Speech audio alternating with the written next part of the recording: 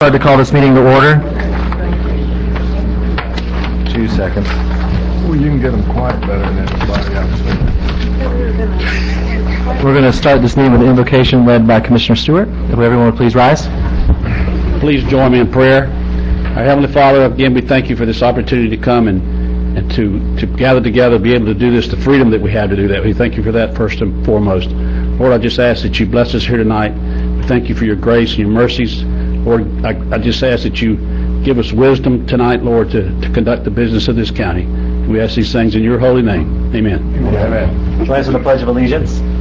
I pledge allegiance to the flag of the United States of America and to the republic for which it stands, one nation, under God, indivisible, with liberty and justice for all.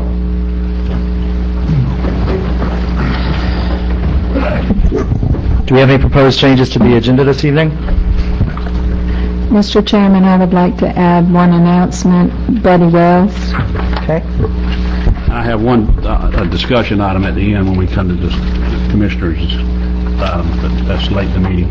I guess y'all got my stuff added on. I don't know if they officially added to the agenda. Yes. Item. Yes, it is. It's in our packet. Okay. Any, I've also got, under awards and presentation, a third item. I'd like to add a presentation about the ballot results for Wakulla Garden Roads. Okay. I would like to pull one item off the consent agenda, but I don't know the tab number. It's the grant, the IFAS grant.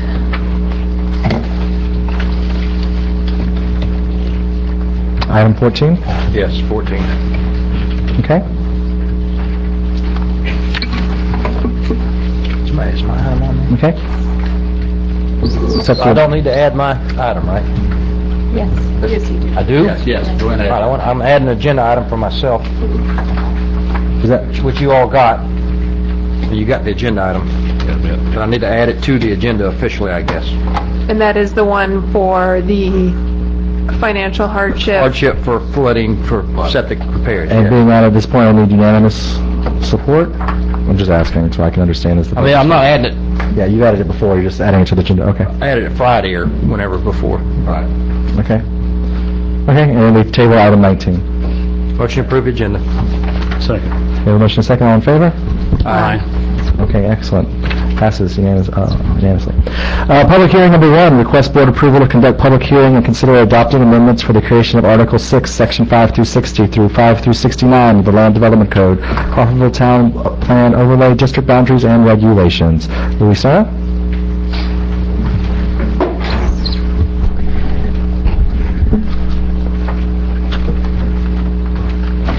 Good evening, Mr. Chairman, members of the Commission. This is a request to establish the Crawfordville Town Plan Overlay District Boundaries and Regulations. This is the first step in the implementation of the Crawfordville Town Plan. This is going to be a long-term effort that's going to include the establishment of new zoning districts, comprehensive plan amendments, the development of architectural standards, and the development of funding mechanisms such as the CRA for a lot of the improvements that are in the town plan. But we're pleased to present this first step in the process, which will really address developments that can occur at this point in the process. Just some important points about the ordinance that we're presenting. This is an overlay district, so the existing zoning districts in Crawfordville will remain, as well as all of the existing uses. We're not creating any non-conforming uses by the establishment of this overlay district. Another important point is that this ordinance is hopefully incentive-based. We've included in there density bonuses and building coverage bonuses to reduce parking standards, all to encourage development in accordance with the town plan and in the Crawfordville area. We want to encourage development in the Crawfordville area rather than driving it away. This was presented to the Planning Commission on July 9th, and they recommended unanimously in favor of the ordinance. It represents a lot of public participation and visioning, and I'm available to answer any questions that you may have on the ordinance. Well, I had asked a question earlier about Section 8A of sidewalks, saying that all new developments, you got to put sidewalks, and did we ever straighten that out? I want to make sure that didn't apply to somebody building a house in Hudson Heights, didn't have to go pay to have a sidewalk poured around their property. Yeah, that is correct. This would only apply to developments undergoing site plan approval, such as a large commercial development or multifamily development or a subdivision. Well, are you going to change the wording then? Because if you say site plan, you have to get a site plan for a house. You going to say non-residential developments, or? We can change the wording. I mean, that is definitely the intent, if that's the direction of the board. That is the intent, and we're not opposed to that. Yeah, I agree. Why you build it, just pour a sidewalk around it, of course. Not for a house, but I mean, if it's a new, let's say, for example, if the auto parts, AutoZone, whatever it is, had gone in, this would have required them to pour a sidewalk along the front, which I don't really have a problem with, but I would have a problem if it was a house, having to pour a sidewalk. I agree.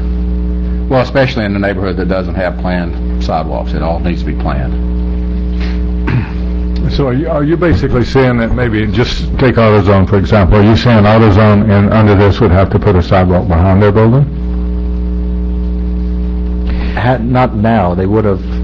They would have. Yeah, they would have had to provide sidewalks along their frontages and to the door. Yeah, that's not what I'm saying.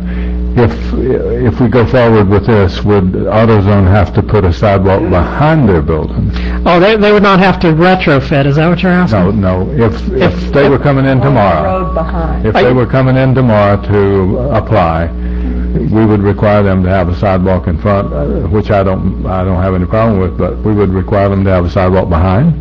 Yeah, if you read that literally, and I believe that's the intent, is that all frontages, if you front on a road in the front and the rear, you would have to provide sidewalks.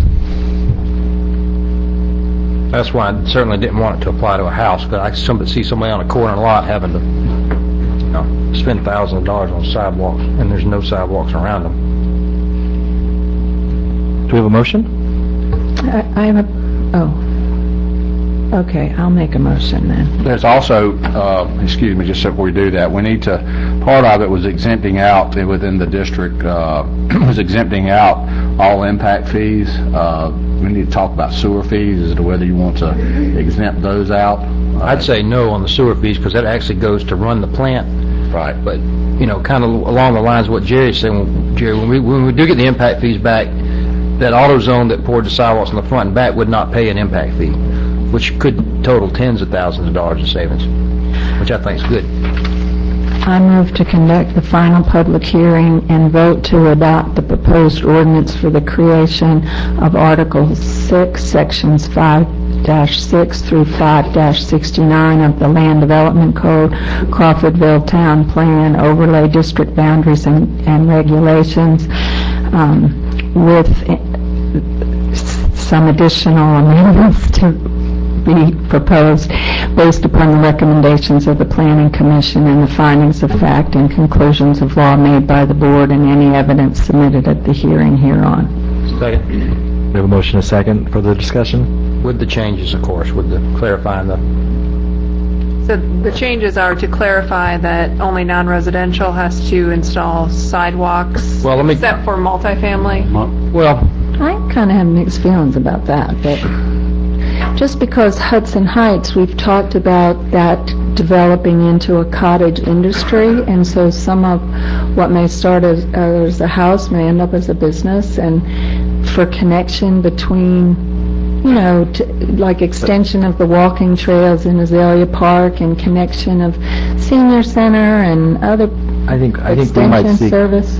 additional public funding to put sidewalks in as one unit down the road Okay. versus trying to get them to do it house by house. Okay. I'd say now, let's take, for example, Trice Lane, where they built Camelot, and I think if they had been required to put a sidewalk along Trice Lane, that wouldn't have been a tragedy either. I could have went along with that. And what's the old subdivision there on Taft Drive at the corner? So I'm not necessarily saying only non-residential, but I don't want to apply to, Single-family yes, residential? individual lots. You know, if somebody comes in and wants to build a new subdivision in this area, I don't think it's out of the ordinary to ask them to put sidewalks along the right-of-way. It's just retrofits on single family. Exactly. That you're concerned with, that's Right. correct. Existing platted lots that are going to contain single-family dwellings. That's my main concern. That do not have a requirement currently for sidewalk. Right. Right. That's a friendly amendment, Lynn? Yeah, and I had a couple others I wanted to, some questions for Louis, and then some suggestions or things to run by y'all for some additional possible amendments. So one question related to the sidewalks was whether there needs to be a specification of minimum width. I don't know. Louis? I would recommend that for sure. I think so. Yes. Yeah, no, I agree. Do you have a minimum that you would propose for this to put in it now? I would change it from minimum to uniform so that they all match. Well, you'll actually need, within a neighborhood, you could have for instance, a 4-foot sidewalk, but then a collector that runs outside of the neighborhood, that could be a 5 or 6 foot that's going to connect to others. If that's what An industry standard for Or DOT sidewalks? The DOT, the Green Book, not the Green Book, but you know what I mean, the standard design guidelines, that should be spelled out in there, I would think. And that's where you got different sizes for different areas. I'd say it's 3 feet unless the DOT book says, 4 feet, I think, is what they've changed it to. They went away from 3. 5. I see you have architectural 5. standards reserved. That's something you're going to work on down the road? Yeah, so that's going to involve quite a bit more, some workshops and more public input, so. 3.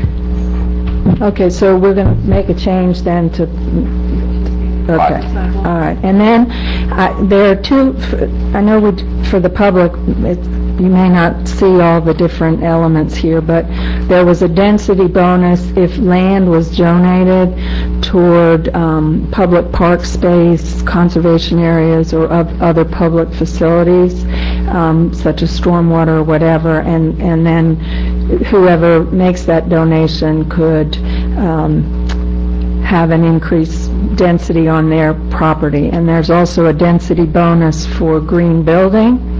And I was just wondering, I know I had talked about this with Louis once before, whether we should also offer a density bonus for LID, low impact development, where you manage your stormwater on site. I'm just throwing it out there to encourage people to do that. Any bonus is fine with me. I don't have any problem with the on-water sewer if you get, because a lot of places have to put it on, so I don't mind a density bonus for online septic, online Stormwater. stormwater. Okay, so it sounds like there's support for maybe a density bonus for LID. And then under section 5-63, which is on, let me say, it's page 7 of attachment 2, if you're trying to follow along here. It talks about that we can decrease vehicular parking, maybe reduced by 20%, and we all talked about how, so one question I have is whether we should allow even a greater percentage reduction. I go along with that, too. Yes. Yeah, the standards of Wakulla County are fairly high, and then particularly for if you want to develop an urban area, so that would be a good idea. So do you have a recommendation for what we could push it to reduce it by 40%? I mean, tell me a number. I was thinking 50%. 50%? It's fine. Okay, let's, Basically, now, that does not change the parking as we are. You're just giving bonuses for reduction of parking. Is that correct? Well, it's not a bonus, actually. You can just come in and, the auto zone, for example, if they were required to have 20 spots, you can be required to only negotiate. have 10. Okay, yeah. But Right. they can still have 20. They can, That's right. Right, they can have more. the required parking, yeah. Okay. But they could come and propose to Louis that they only have half the number of parking spaces that normally would be required, which means more of their lot could be building or whatever they want, and it's an incentive to help people come to the downtown. And that's why the Winn-Dixie parking lot is almost solid asphalt, I think, because of required parking. Right. Okay, so we're in agreement on that. And it says public parking and shared parking may be counted toward a site's required parking. Can we add on-street parking? Or is that included in public? That, the intent is that on-street parking be included in public. Okay, then it's fine as it is. Under bicycle parking, number 2, it says on-site bicycle parking shall be provided, and would reduce your vehicular parking spaces by a little bit. And when Chris Dirksen was here, he had suggested specifically bike parking racks for commercial uses and inside storage for multifamily projects. And I didn't know if we wanted to, some of these may be multifamily kind of things where his recommendation was to have some kind of an inside storage for the families, but for commercial to have the racks. So does that make sense to include to refine that wording here, or are you more comfortable with the way it is? That would be really up to the board. I'm not sure how much it would cost a multifamily developer to do in sheltered bike parking, if that would be a disincentive. I'm not certain of that. Couldn't they just bringing the bike in the house with you considered inside storage? Well, then you're carrying it upstairs or whatever sometimes. But okay, well then if we'll just leave this one the way it is then. It's just leaving it, you're making it an opportunity that if they have they're not requiring it. It would just be an opportunity to have less parking. Right, they can reduce their required parking spaces if they provide, in commercial sites, provide the bike racks, and if the multifamily projects provide some kind of storage for the residents, so they don't have to worry about their bikes being stolen. I don't see that as a problem. As long as it's not required. Right. But I thought that if we look into the Crawfordville Core District regulation, bicycle parking is required. It says shall be provided. At 0.15 spaces, which I don't have a problem with that because that's just going to be a little bike rack out in front of somebody's thing. But all right, then let's just stay with the bike racks. I'm just asking. These were things that struck me as I was going through it. Another one is the number 3. It says on the building setbacks. So we can have buildings not set back so far that their setback can be reduced to 0. It says except along Crawfordville Highway, but that's our main street, and ultimately where we want that nice line of buildings. Results, I will not, It's not, okay. But, and I talked to Louis, is there a way that along Crawfordville Highway that we could use the engineered drawings that DOT has to help identify where people could be allowed to move up to, but he's not comfortable because the right-of-way is not acquired. But we talked to the attorney, and the proposed language was except along Crawfordville Highway pending or until DOT right-of-way has been acquired, so that we don't have to go back and amend it once that's there. I think that's good. And it just allows them to You don't have move to. up. It's not a required. It's a requirement. well, if I've got a commercial building, or anybody here has a commercial building, and we've got a setback, and then you decide to build your building up on the street, then you block my visibility. So I'm not gonna participate in that one. I don't want my visibility blocked. Let's say I'm sitting back, and we got 3 businesses on 3 alternating acres that are setting back so that their parking can be in front. And then we got 3 guys who decide they want to come and build right up on the street. So all of a sudden we got a zigzag promotion, and you can't see my building. You can't see my retail space. So I don't want any part of setbacks that require you to move up to a position. They don't require, they Doesn't enable you require, to. yeah. Well, I don't want no part of that either. It's more freedom to the business owner. Well, Yeah, I guess, as long as we don't require him to move up. Required. Nothing's required here. Okay, as long as we don't require him. Okay, but this will, so we won't need to come back and amend it when the right-of-way is acquired. And then under number 5, that building coverage incentive for screen parking and enhanced landscaping, and they can get a 10% in buildage coverage for that. And they can use more of their lot if they screen their parking and enhance the landscaping. And then there are 4 things that they can each earn an additional 5%. Am I saying that right? That's right. Okay, and now I've lost my list. Okay. Okay, so, I'm sorry. You can, within the Crawfordville Town Plan, you can increase your lot coverage by 10%. But then if you do these additional things, such as screened parking, shared parking, landscaping, you can get an additional 5%.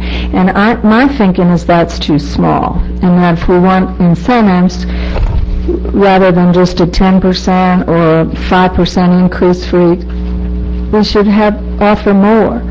But ideally, we'd like the lot coverage to be pretty close to 100%, rather than the 60% it is now. So, What's your number? I'll go along with it. Louis, do you have a number? No, I'm in favor of increasing those as well. I want it to be real incentives. 25% then? 30? 25%? Maximum building coverage may be increased an additional? Maybe increased by 30%, 25%? No, that sounds good. 25%, I think. 100% is fine with me. It's just, Well, but then there are the additional incentives, and maybe, could you do a 10% for each of those rather than a 5%, or? 35% base and then 10% would be good. yeah, but make this... Does that add up? 3. 35, 10, 10, 10? 35, anyway. So it sounds like that's working for y'all? What number? I think he just suggested 35% just for being in the district, and then for each of these additional things you can do, you could add another 10%. Yeah, because, let me just explain. If my understanding the purpose is, if somebody wanted to go redevelop the Winn-Dixie parking lot, for example, next to Myrogene's, they could build a building there. They could use the Winn-Dixie parking that's already there and not have to build their own parking lot as long as they had a parking agreement. Right. And this would, if they do certain things, they'd only be a certain number of spaces. They'd be required to lease from Winn-Dixie in order to build. So I think it's a great way to redevelop some land. Plus, we're really trying to create some incentives to have people build here, so, okay. Now, one change I'd like to do is... Was that everything, Commissioner Arts? That's it for me. Thank you. Commissioner Merritt? Up on the density bonuses for donation of land, that only applies to residential. I'd just assume change that to residential or commercial. If you're donating land, what difference? If you're commercial, I think you should get the same density bonus. Also for green building, instead of just applying it to residential. Any comments from the board? I see on 4E, it says the gross density shall not exceed the maximum density established by the underlying future land use. Are we still talking about Randy before we switch? Oh, please excuse me. No Yeah. worries. Louis, what's your comment about what Randy said?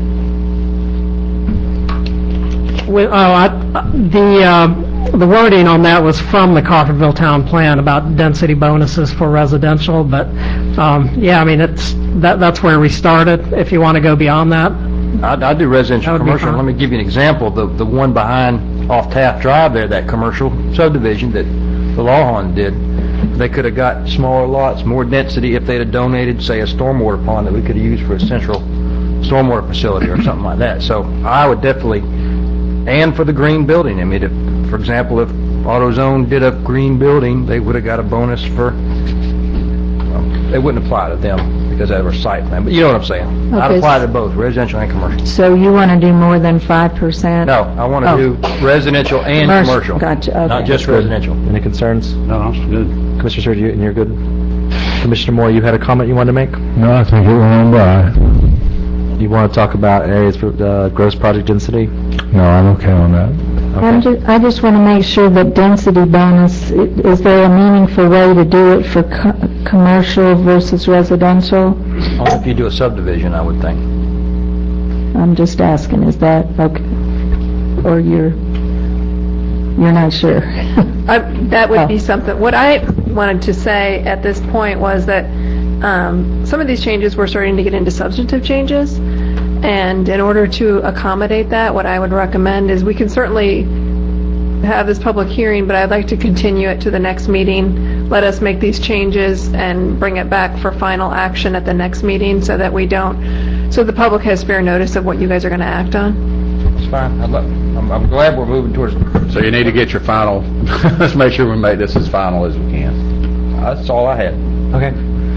So, Commissioner Moore? I have on number 6, the impact fee exemption. I know I talked with David and them on that today, but I'd like to see that impact fee exemption basically to include the Met Art area. And I know that we could do a exemption separately on that, but why not just put it in now instead of waiting till we get to when we need it? Because this is just for Crawfordville. You can't really include Medard in it. It wouldn't be easy. This is linked to the boundaries of the All right. Crawfordville Town Plan. That's not, okay. Okay. Do you have any other comments? No, but I just want to thank Louis Yeah. for his work on this, and I hope everybody here who's been waiting for the Crawfordville Town Plan, this is a huge step forward to making it happen. So, momentous day. Well, we haven't approved it yet, but we're almost there. Does the motion stand? Do we need to amend it to continue? Did we get any direction on the sewer impact fees? We decided not, it's not impact fees, you're talking about connection fees? Well, they technically are sort of impact fees. Take them on. No. You don't I mean, want... that's what's paying for No the sewer plant. exemption, okay. If the board desires, I think the recommended motion that I would make is that you continue this public hearing to the August 20th, I think. 20th meeting at 5 p.m. For final action, and direct staff to address the changes discussed today and bring it back at that time. Friendly? It was so moved, or Okay. I changed my motion. All in favor? Aye. Thank you. Our second public hearing this afternoon is request board approval to conduct the public hearing and consider adopting an ordinance authorizing the board to grant the economic development ad valorem tax exemptions. That being said, there's going to be some changes to what's in here, and our county attorney is going to address them, so please let her finish going over all of the changes before we move forward. There are just two changes that are not substantive to the wording. The first is that in the definition of both new business and an expanding business, that they need to actually match specifically section 196.012, 15, and 16 of Florida statutes. One of the criteria in there, which is that a target industry business as defined by Florida law that is going to create 10 or more jobs should also qualify for this, and I'd ask you to make that change. And then in section 5B, there's a reference to 45 days, and that should be 60 days. Okay? Is that the major changes? Yeah, no, That's- we'll just changes have to be covered, yeah. I'll tell you a change I'd like to suggest is this allows us to exempt property taxes for up to 10 years. I'd ask that we drop that to 5, and here's the reason why. Is if, let's say Walmart came into town, and they sat here and said, we're not going to build a Walmart unless you give us the full 10-year extension. They're going to go for everything they can get. And I think if we limit ourselves to only being able to offer 5, see what I'm saying, just for... Because I talked to David, and he'd do the same thing if he were, if he was in Walmart shoes, or if he was in AutoZone shoes. They want to just say, we're not going to build unless you give us 10 years and no property taxes. But if all we can offer them is 5, then we'll say we'll give you all we can give you, but all we can give you is 5. So we're not that's what I would suggest. Well, the other side of that argument, though, Randy, is that if we want to get business here, then we need to have as much as we can offer to them, and that's why I said 10, that's the maximum that you can offer. We don't have to give them 10 years. The board can look at that business you're suggesting. They come in and said, I want 10 years, and we can say, no, we're going to give you 8 years, or...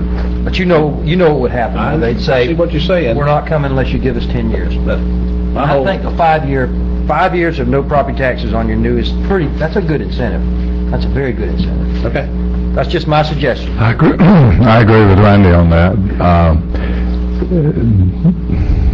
The company who's coming to town, they're coming to town because of our population. If we give them a gift of 5 years, that gets them in and gets them operating. They might want 25 years or 30 years, but you don't have to give away the cow. You give them incentive to come, but I tend to agree with Randy on that. And I agree we give them everything we can, but you don't have to give away the farm. I have a question about the process. They fill out the application and the property appraiser does a review, and then it comes to the board. And who's bringing it to the board? Is planning involved at all, or does this come from, how does that happen? The application would go to the county administrator, and he would designate whoever on staff he wants to shepherd these items through. After the county administration or whoever's handling that makes a determination that they meet the prima facie requirements of new expanding business, it goes to the property appraiser. He does sort of an economic analysis, and then it would come to the board whether you wanted to proceed with an individual ordinance for that specific business. But as far as who on staff, I guess that would remain to be seen, depending on your staffing, other duties at that time. Okay. When this came before, one of the things I was hoping to be able to do was to reduce some of these requirements, require fewer jobs to be created, for example, to still be able to give the tax exemption if they were in the Crawfordville Town Plan or Sop Choppy or St. Mark's or Panacea. But I was told we can't do that. The only way to do it would be to set this for those areas and increase it elsewhere in the county, which I have a feeling you all aren't going to want to go along with. But I would like, as part of the application process perhaps, to have it also evaluated whether they are within the Crawfordville Town Plan or the two municipalities or the Panacea Waterfronts area, purely for the board's information. And a future board, hopefully, might want to consider how much, like maybe only give 100% if they're within some of these vital downtown districts, and if they're somewhere else, maybe only 50% or something. That it's just other information that I think a board should consider, and I'm just asking if we could add that into the application and the information that the board is given to consider. And can you include the enterprise zones in I that? was going to suggest that. It's already in here. The enterprise zones are in there. So that takes care of it. And Okay. I just You don't, have to- let's take John, for instance. He has a shopping center up north of town. I don't want to give the in-town any advantage that he would not have. He's already there, but I don't want to give the in-town district some advantage over what he may have had he not been there and was going to develop his shopping center where it is. I just don't want to do that. I know you don't. Yeah. I would change the ballot language to add on the time frame, whatever it is, if it's 5, if it's 10. Can we That's put that- statutory ballot language. The ballot question, you can't say give property tax exemptions for up to 10 years, you can't say that? That's specifically set out. Just me reading it seems like they're never gonna pay property taxes. So, Okay. Kind of limited by that. it just says, so y'all are of the opinion, just to make sure I understand that, because I don't know that, I understand what you're saying regarding the 10 years and 5 years. I don't know if there's going to come a time and a place where we're competing with somebody who has the 10 years and it actually matters. That's a good point, and that was my back to that, Alan. I think you make a good point. There may be somebody who wants to come here, and if they're teetering on coming here or going to Leon County, and we can give them 8, 9, 10%, I don't want to be hamstrung. I'm not going to vote against it if it's 10. I'm just saying, you know what I'm saying? It's better to have, and we can agree on whatever percentage we're going to give them, but I'd say give ourselves the leeway to have the full 10%. I go along with that.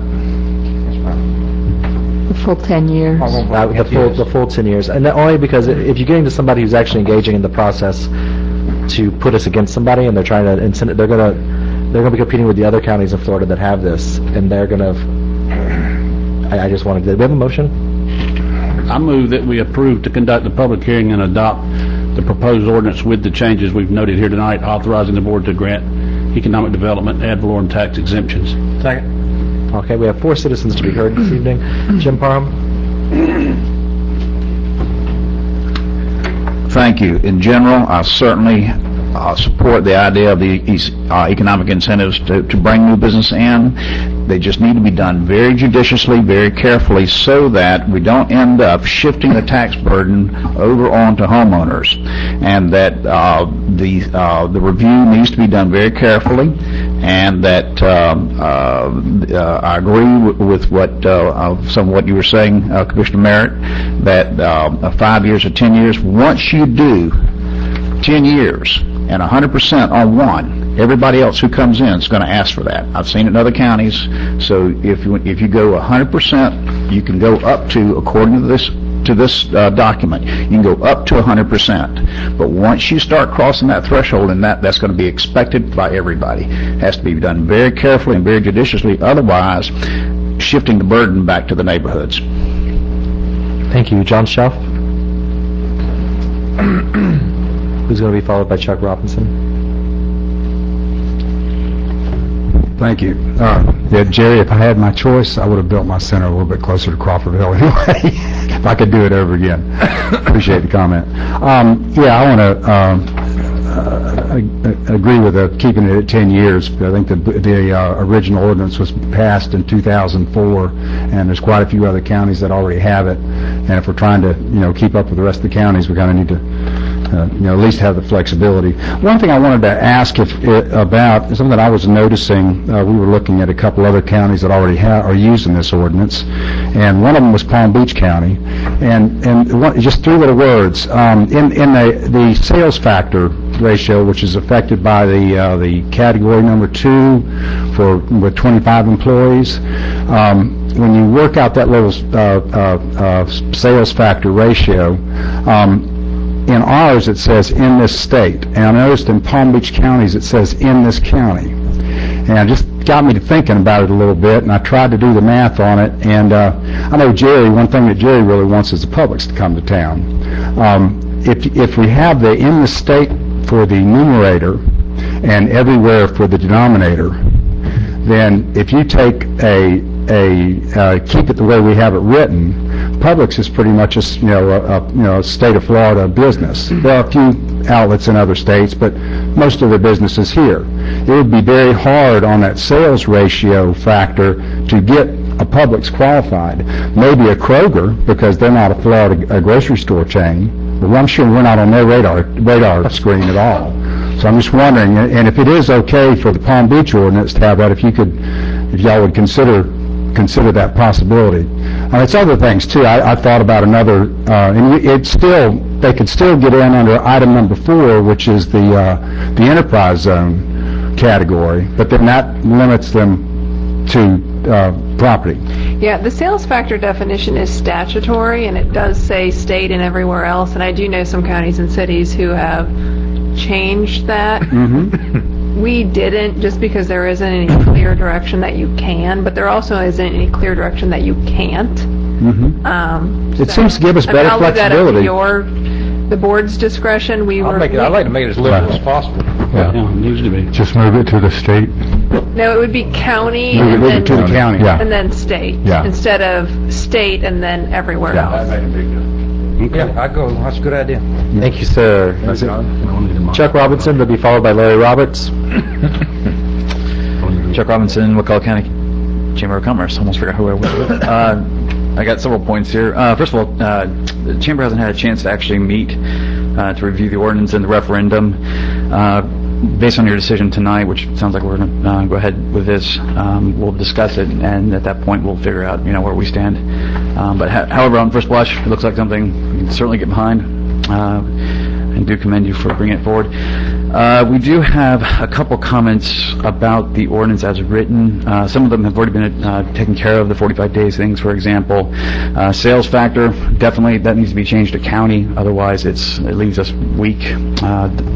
I would not look at 5 years. I've looked at probably 8 different ordinances throughout the state from different counties and cities. They all say 10. That just keeps us competitive. Let's see. Under application schedule for public hearing, there's a review period of about 60 days by the county administrator. We'd like to see that tightened up. Charlotte County, for example, uses 45 days. Our thought being, anywhere in the review process for the time frame we're dealing with, a business kind of wants to move things along, not have long discussions about, or long periods of delay here, so they don't know where they're standing. Let's see.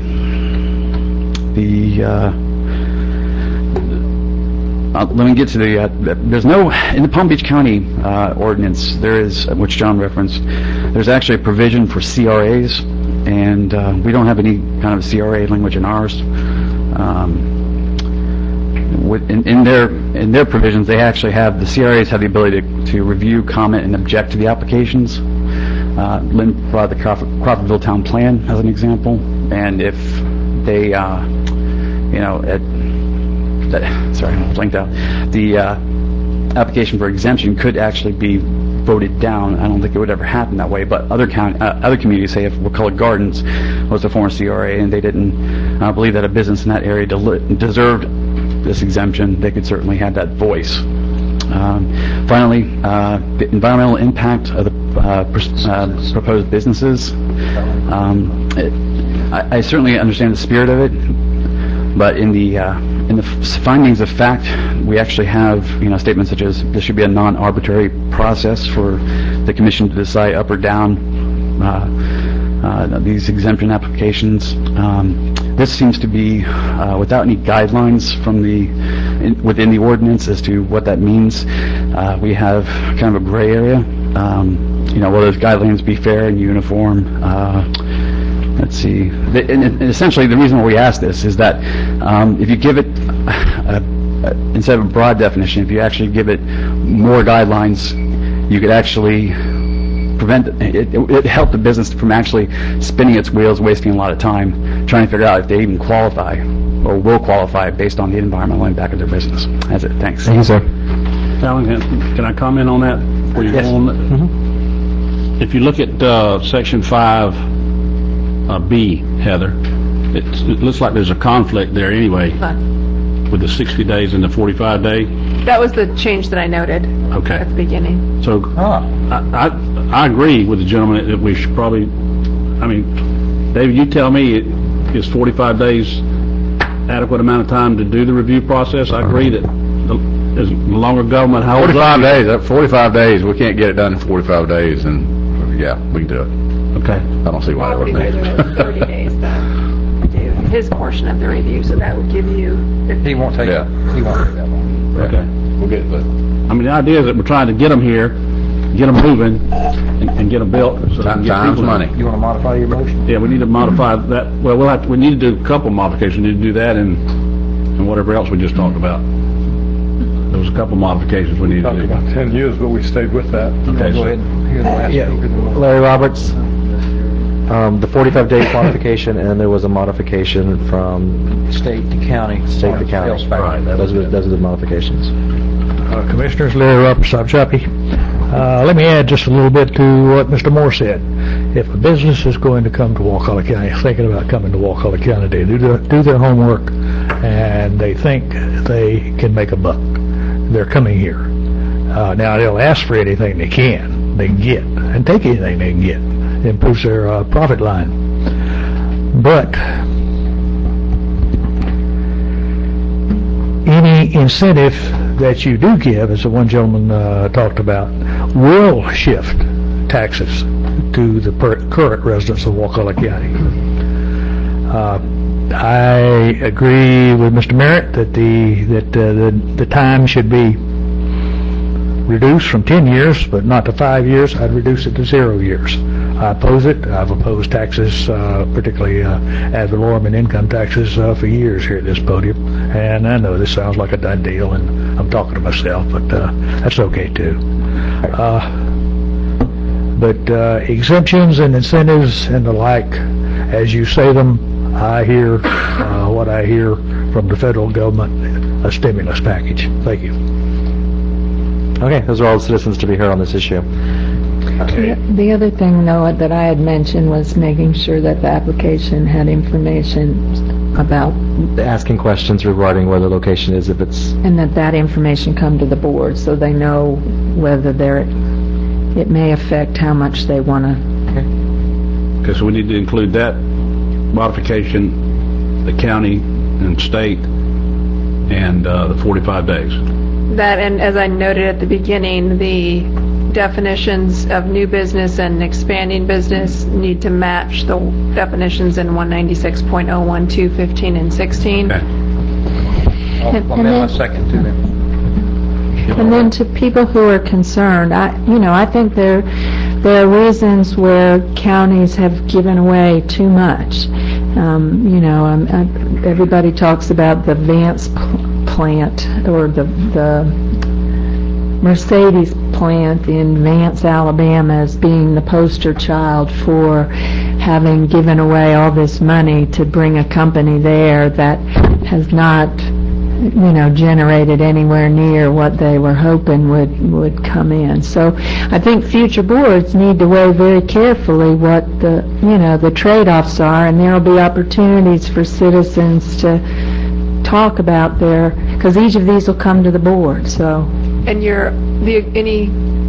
have to approve an ordinance for each business that you want to offer this to, and that's going to include the criteria and the expectations that business has to meet as far as job development and growth.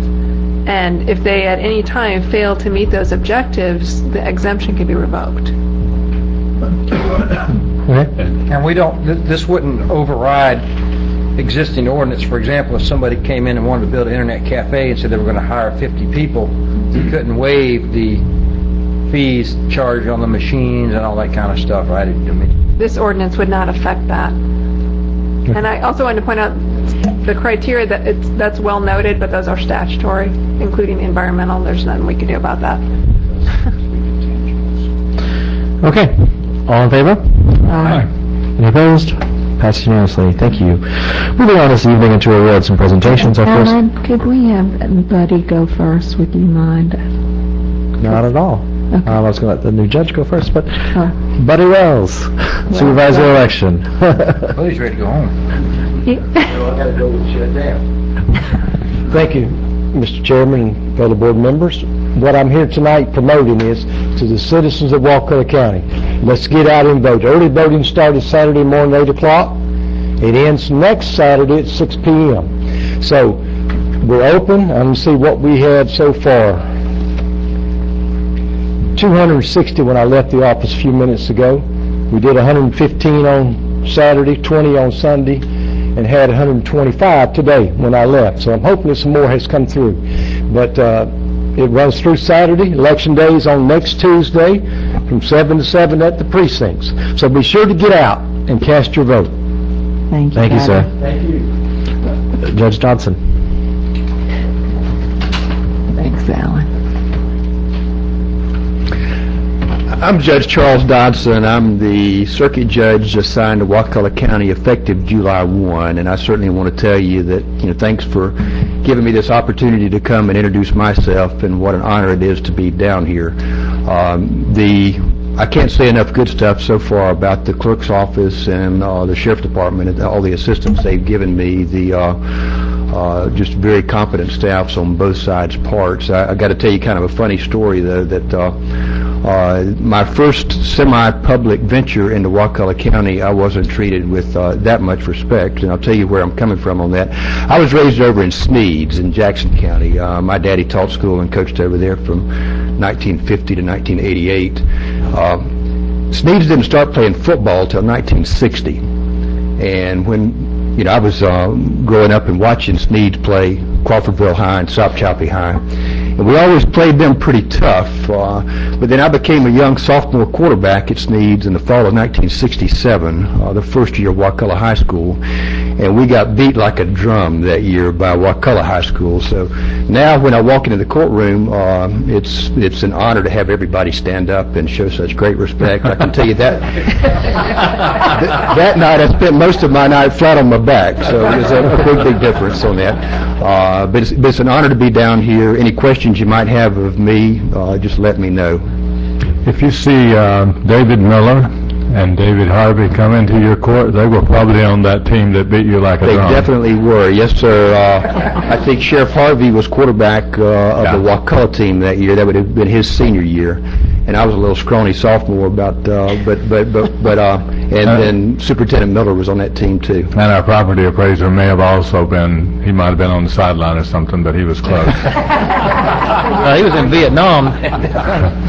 So you can keep. We'll let you know when they're coming. No, thanks again. I sure. Do you have any questions of me or? I would just like to welcome you to our community. It's an honor to be here. Sure is. Thanks. Appreciate it. All right. Thank you. Update our local food banks that need donations. Ms. Shelley Swenson. Shelley Swenson, UF-IFAS, Wakulla County, as well as 12 Sir Lancelot Way. Through the efforts of the Wakulla Coalition for Youth, we have revitalized our Feeding Wakulla Task Force, now called a Hunger Team. And our emphasis is threefold for the next year. One is to start launching Operation Santa. Takes months of preparation to get that ready. A second is to work at further expanding the number of children that are fed at the summer feeding program when school lunches are no longer available for their primary meals, getting more children to those sites. And again, continuing to draw attention to the number of citizens that are finding themselves in Wakulla County to be food insecure. Food insecure meaning that they basically are not quite sure where their next meal is going to come from.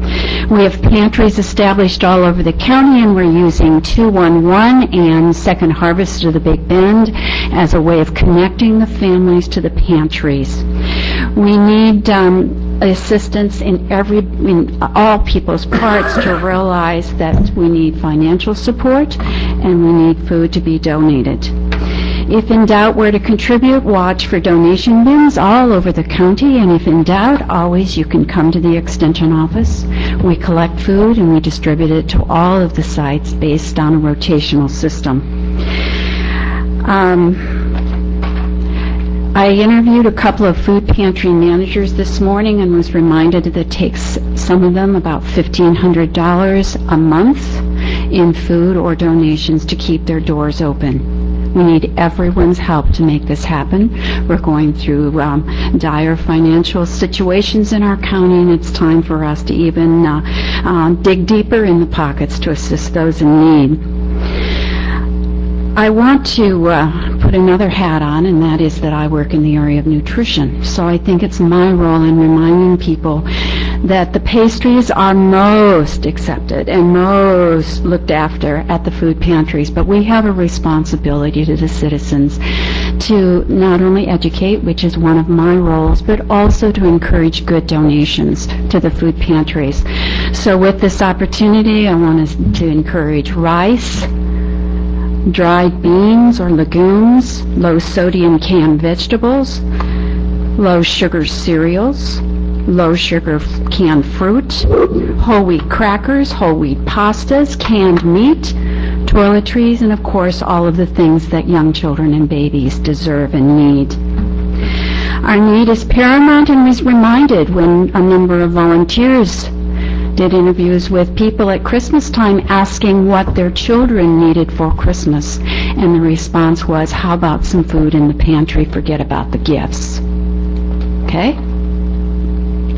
We have 2 upcoming events that I want you to be aware of, and I'd like to encourage everybody to participate. We've had a very, very fine donation of a children's trailer and tractor. I can go into a lot of details, but it has radio lights and it's power. Okay? The first time tickets are going to go on sale is this Friday at the Wakulla County Health Fair, the Wakulla County Employees Health Fair. Now, I picture David Edgeworth's son sitting on this. We're only selling 300 tickets, and Friday's your day, okay? We are going to continue, if he doesn't buy all of them, to be all over the community until November 3rd, selling them. Only 300 are sold, and I'm sure the greatest majority will go to him Friday. No pressure whatsoever. Not too much. It's a great tractor. It's on display. It will be at the health thing Friday and then all over the county. It's great. If I could figure out a way to get it to my grandchildren in Missouri, it would be mine, David, not yours, okay?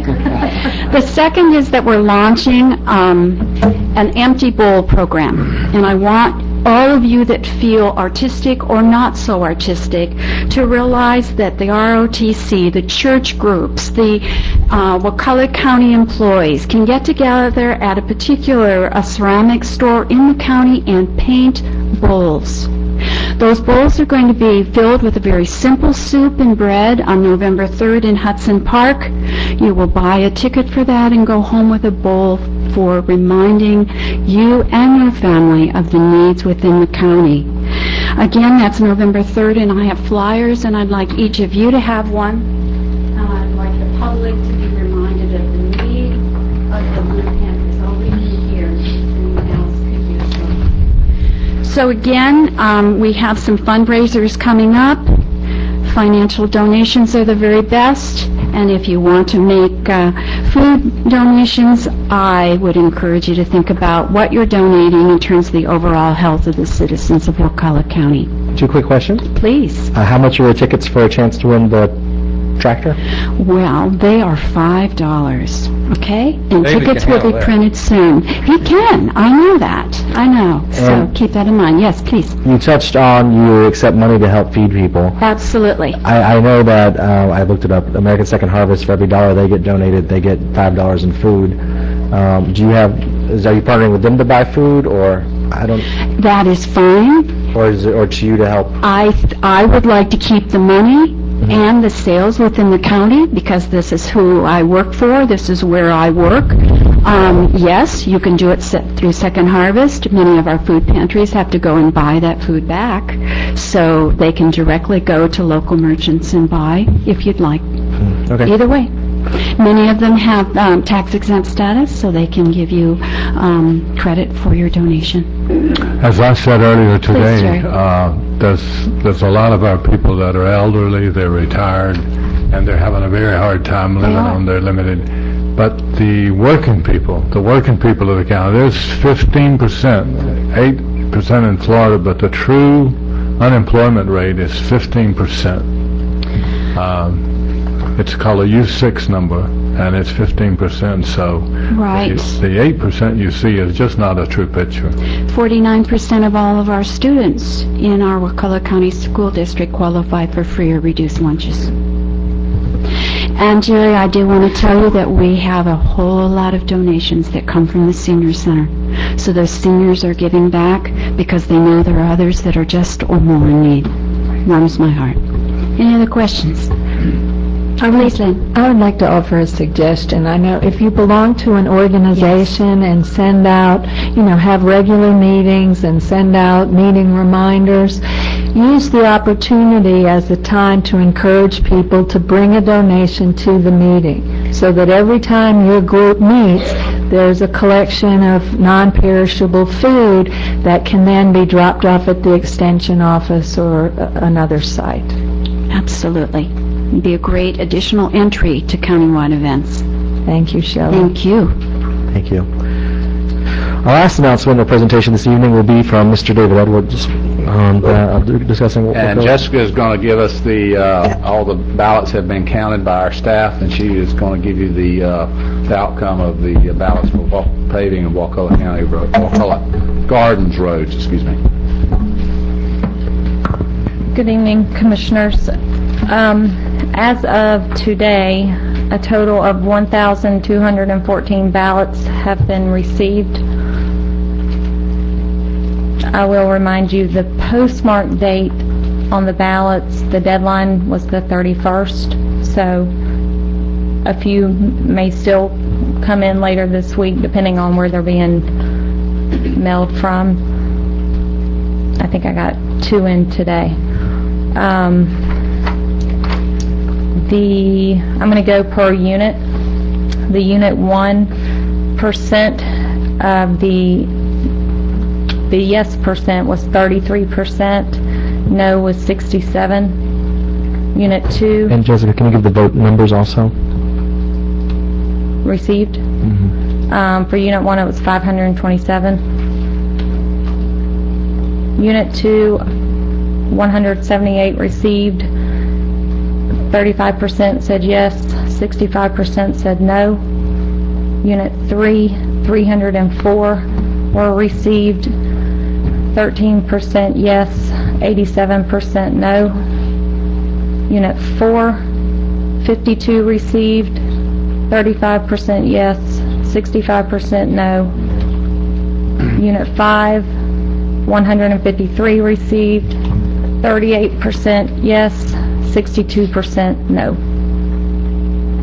Well, that's that. Thank you. Any further discussion, you just want to save it to the end? I think this is democracy in action. It is. Okay. I think we all agreed we'd still try to proceed. I know we're not talking about Wakulla Gardens, but we all would try to proceed, possibly if the 1 cent sales tax gets renewed, paving some of the main roads. So we're not wiping our hands of it, but I think the people have spoken pretty clearly, so. Yep. And I want to make sure that they understand that we're going to continue trying to make improvements. And we're not, because I've heard comments, well, they're just going to quit, they're going to give up on us and not even grade our roads anymore. That's not the fact. We're going to keep doing at least the level of service we've been providing and try to improve on that. And I think the most important thing is this was an effort led by citizens in Wakulla Gardens to try and take ownership and help improve the roads at a faster rate than Wakulla County will be able to.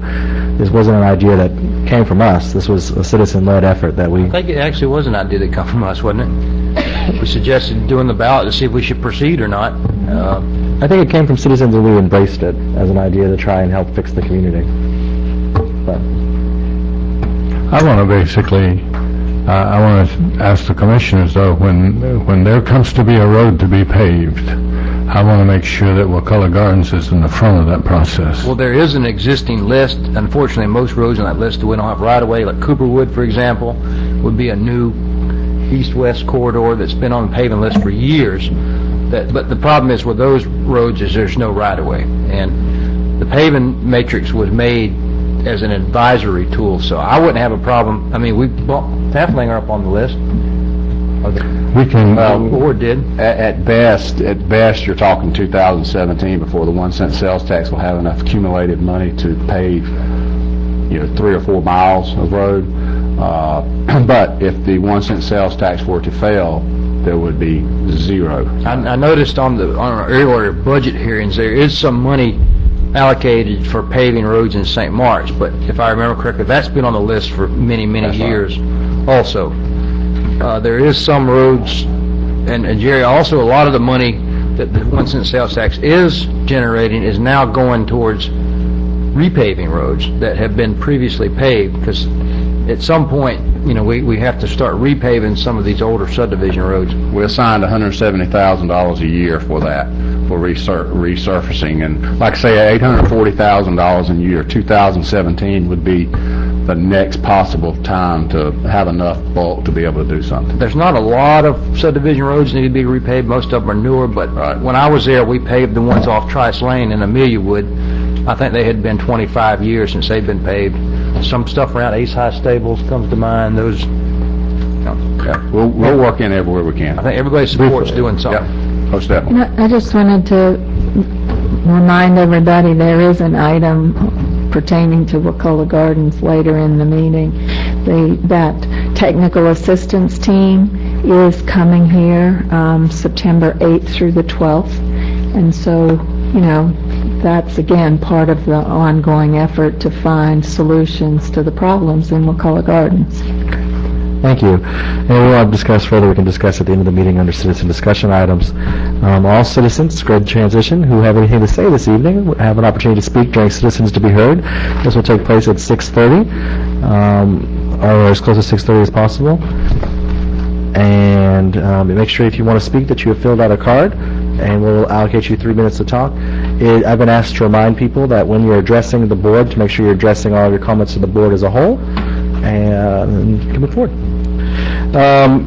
We have a consent agenda. We're pulling item number 14. Motion to approve consent agenda with that item pulled. Second.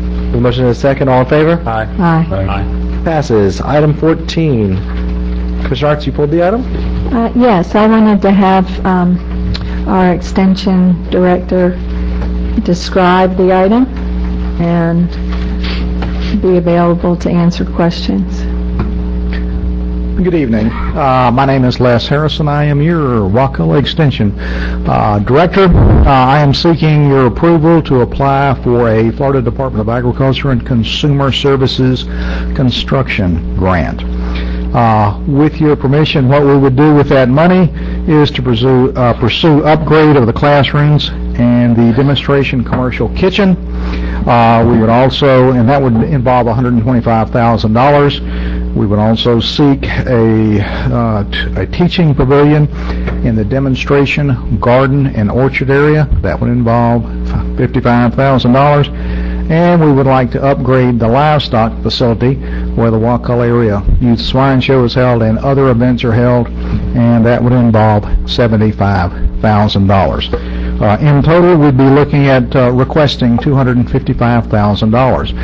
This is a year-long process beyond your approval, and it goes to the Department of Agriculture, Bureau of State Farmers Markets. In particular, Craig Christ will be reviewing this, and then it will go through the legislative process and on to the governor for signing. How have these items been funded? Have they been funding items like this around the state? In the last few years, they have not funded many. Now, this program has been in existence for about 13 years. I did work for the Bureau of State Farmers Markets, so I have seen the process in action. I did not handle these grants, but I am aware of how the process progressed. But in the last few years, not many of them have been funded, but some have been funded. And that is a county-owned facility, correct? That's correct. Yes, sir. And the maximum is could you have asked for more? I mean, are we pretty close? Okay. I'm always willing to ask for more. In speaking to Craig, I think he told me the least amount that they had ever funded was $15,000. The maximum was over $2 million. But that was an exceptional situation. Where did I hear something that there was going to be there was conversation on the swine show that it might be discontinued or left out or what? I heard that somebody passed that across. Is there? Somebody's a hog hater. Pardon? Hog hater. There's been changes. It's my understanding that there have been changes to the swine show. Okay. Prior to my arrival here, the Wakulla Area Swine Show separated itself from the extension program. I am certainly here to offer every courtesy and amenity to the swine show board that we offer to anyone else. I'm not a swine hater. I worked in the hog business in the Carolinas some years ago, and probably know as much about hogs as I love hogs. Any of my counterparts in the extension service in the north end of the state. Commissioner Stewart actually brought this up and pulled a meeting together with myself, Jessica, and Les last week, and due to the importance of it to our children, which is a very important program, we're working between Les and the swine organization now to try to figure out what he can do and what they can do and how they want to move forward. So within the guidelines of IFAS, yes. So that we're trying to work with all those. So. And there are much needed repairs to continue to do the swine show at the extension office. Yes, sir, that is correct. I know later this afternoon there's talk of maybe moving funds around to do different things with the community center funding. Some of that included being discussed improvements along these same lines to your extension office. If that takes place and you receive this grant, would that be overlapping? Could the money be moved differently?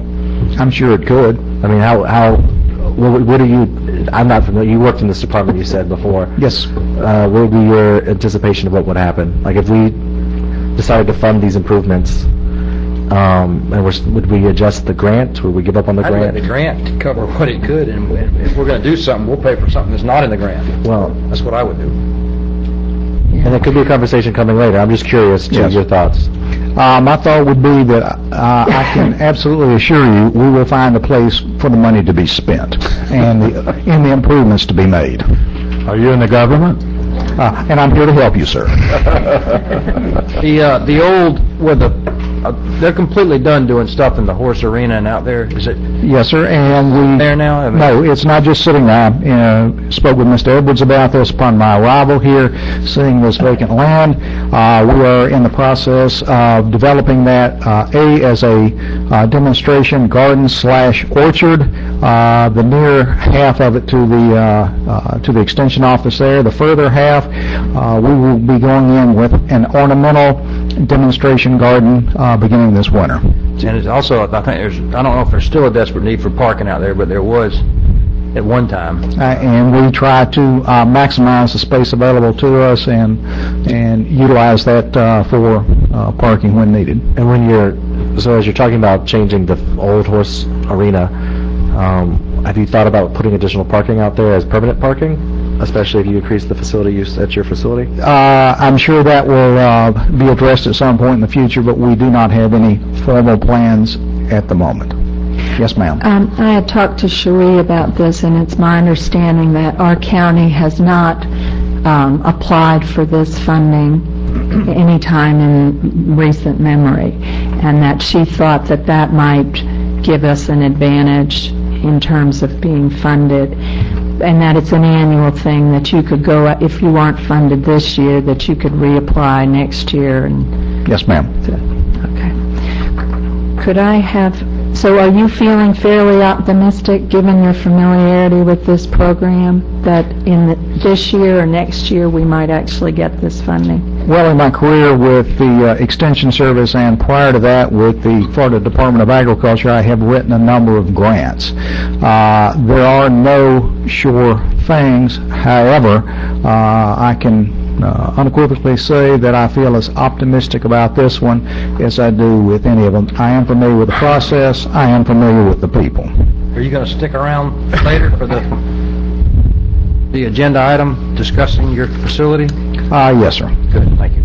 Certainly. Would you or Shelley perhaps tell us a little bit more about what's envisioned with the demonstration kitchen? Certainly. Well, if Shelley would like to come up and comment, she certainly may, but what we have is a room that has some homeowner-type equipment in it. It's very light use or light-duty equipment. We would like to have the commercial or professional-grade equipment. We would like to have this set up so that it then can be an inspected commercial kitchen. So if some of the local citizens here wish to produce value-added products for marketing, it can be done there. They can also learn, and primarily is to learn how to use the equipment properly and safely so that they can offer, again, value-added products locally and to larger markets. And so people understand what value-added products are, because I think I might go along the government talk.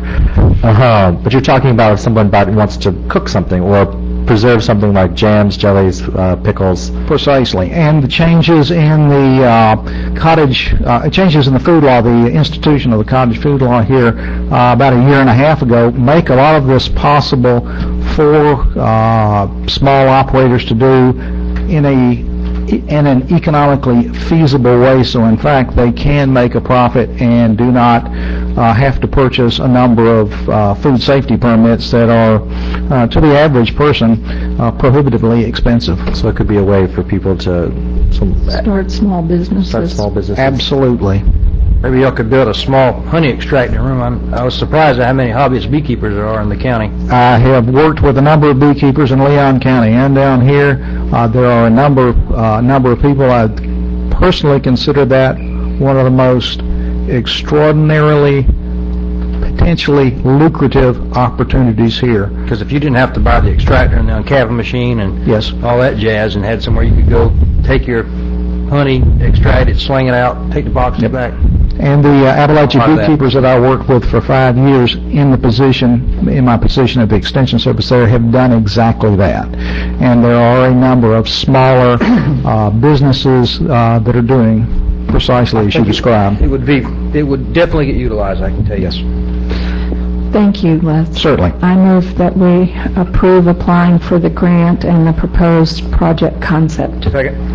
A motion and a second. Any further discussion? Any citizen cards? All in favor? Aye. Any opposed? Passes unanimously. Thank you. What time is it? We don't have any planning and zoning items this evening. Moving on to general business, we have item 15, a request for board approval to construct new walking trails at the Meadow Recreation Park. Brian Roddenberry. I'll go ahead and make the motion to approve the budget amendment transferring funds for walking trail improvements. A Second. motion and a second. Do we have any further discussion? Do you want to hear from Ryan? Not really. I do. That was such a good Talk us out of it, Brian, if you like. Thank you, Randy.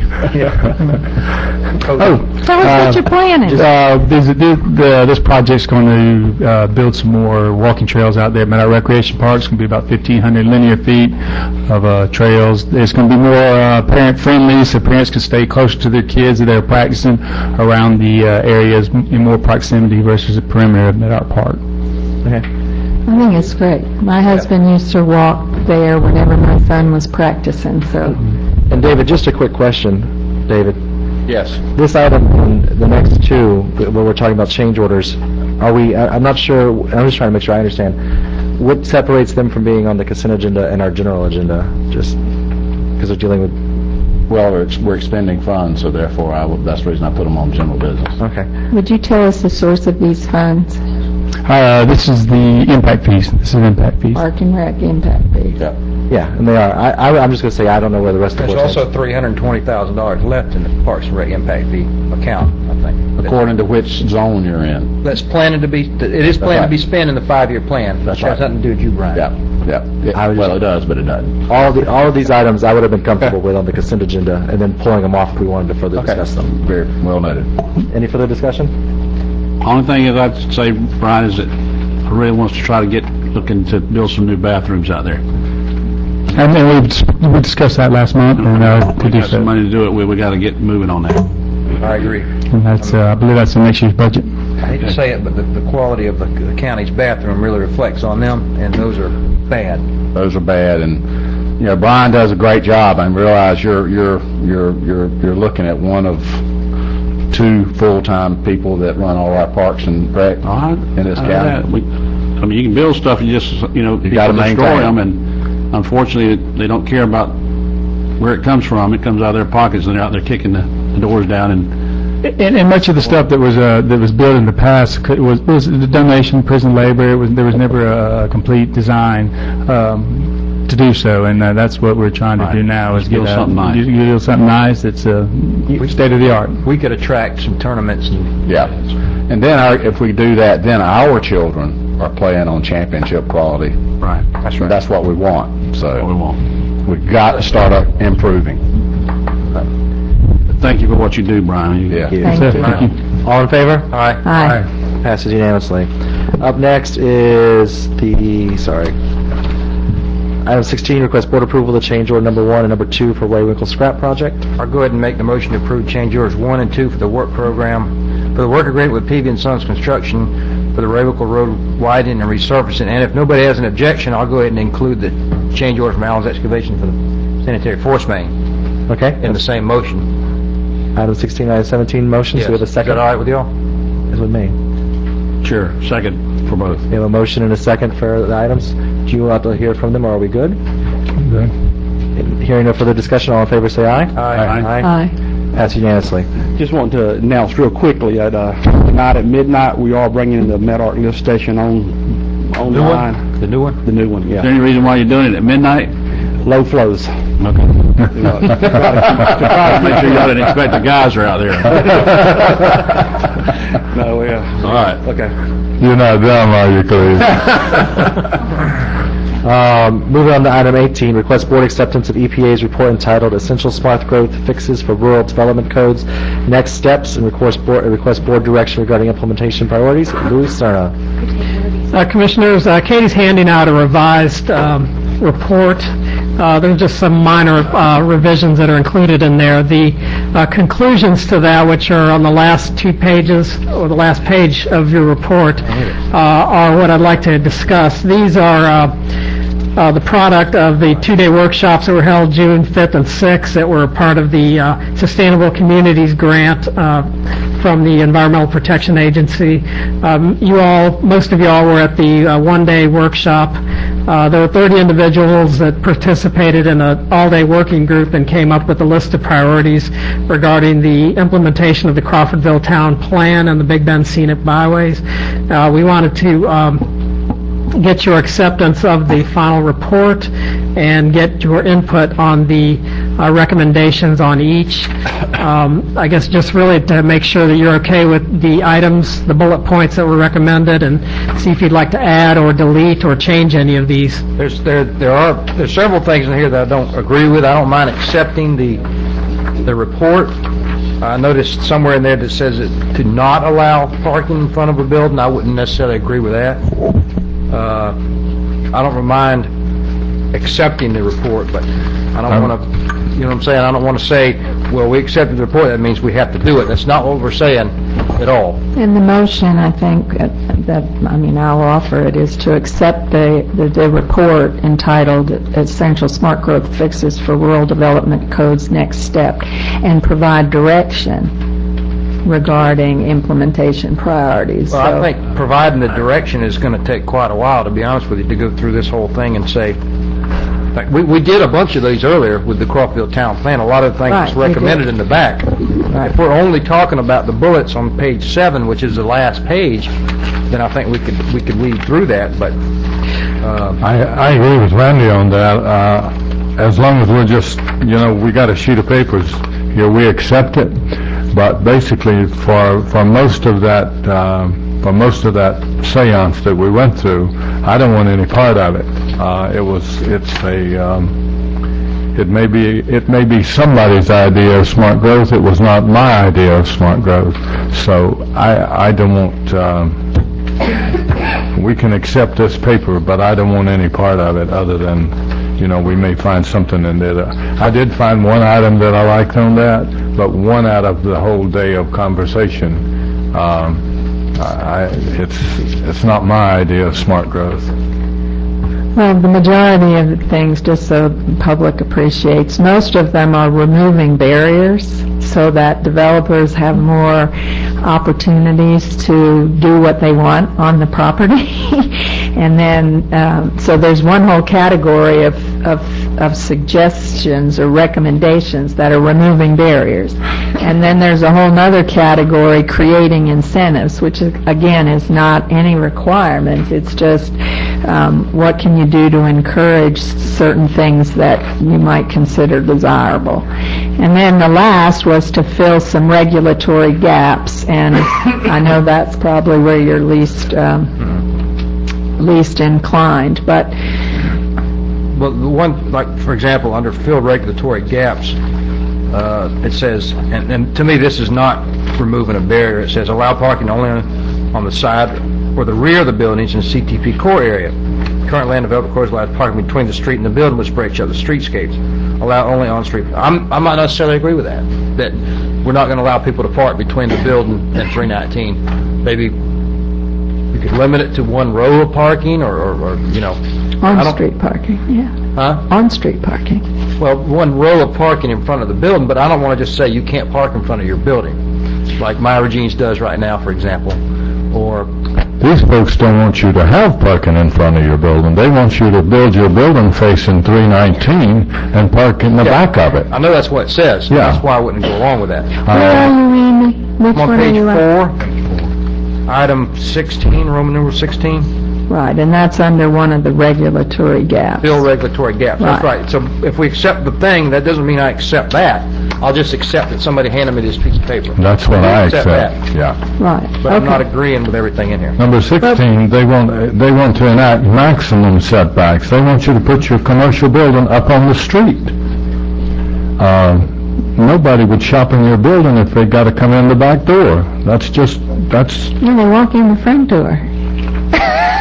they're going to come off 319 into the front door next, Well, Some of the things I I see like. completely that that this board is not going to give its blessing to every single one of these recommendations, but I think what the work group did was identified some priorities that they thought the county should focus on, which are the bullets, and I think Louis might appreciate having some, rather than hearing necessarily the things you don't want, what are the things, I mean, he's got limited time, limited staff. What are some things you'd like to see him move forward on quickly? The Crawfordville Town Plan on page 7. I mean, I think I would agree with everything on there except the second from the last one, which says focus commercial development and limit elsewhere in the county. I wouldn't go along with that, but all the other ones sound fine to me. You got landscape credits for preserving trees. You're allowing on-street parking to offset, which we just did that Right. through the town plan. So I don't have a problem with that. Okay. Allow conservation subdivisions, that's fine. New rural road section with reduced pavement width, I think that's a great idea. Okay. We actually have that in our code, by the way, it's called Canopy Road. But anyway, bicycle parking facilities, we already did that, we just did it. Landscape and screening requirements, I think we have done that. Just because we have a road designated scenic byway doesn't mean I want to go make somebody do something. If they want to do the additional landscape credit, which we put in there, that's fine, but the byway thing kind of scares me more than anything else, is that people can't do what they want with their property because Well, we haven't done anything on the byway. What we did earlier was Crawfordville Town. I understand that, but we're Okay, supposed so to it's give that- direction. I want to be careful that we don't start directing staff to do any of these things until we vote to direct staff to do any one of them. Well, I think, having looked over this already, I think the areas that say remove barriers and create incentives, all of those are positives, and none of them, they just make it easier for people to do things. Or notice somebody. We think your view is pretty.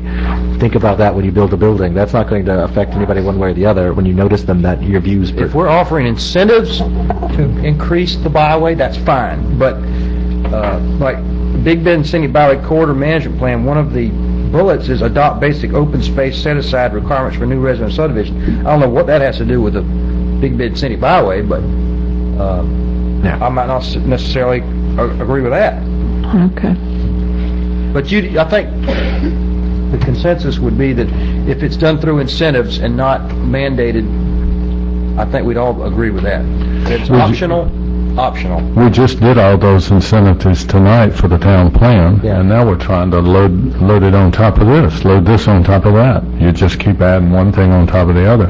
No requirements. We have only got incentives. we have got to be careful about sending so much work to our staff that they can't even get out from under it. The citizens would not be happy to know how much money we have spent on 4 or 5 projects that we've sent down the road just recently. It's a huge amount of money that it takes to work these projects, whether they go or not. I agree.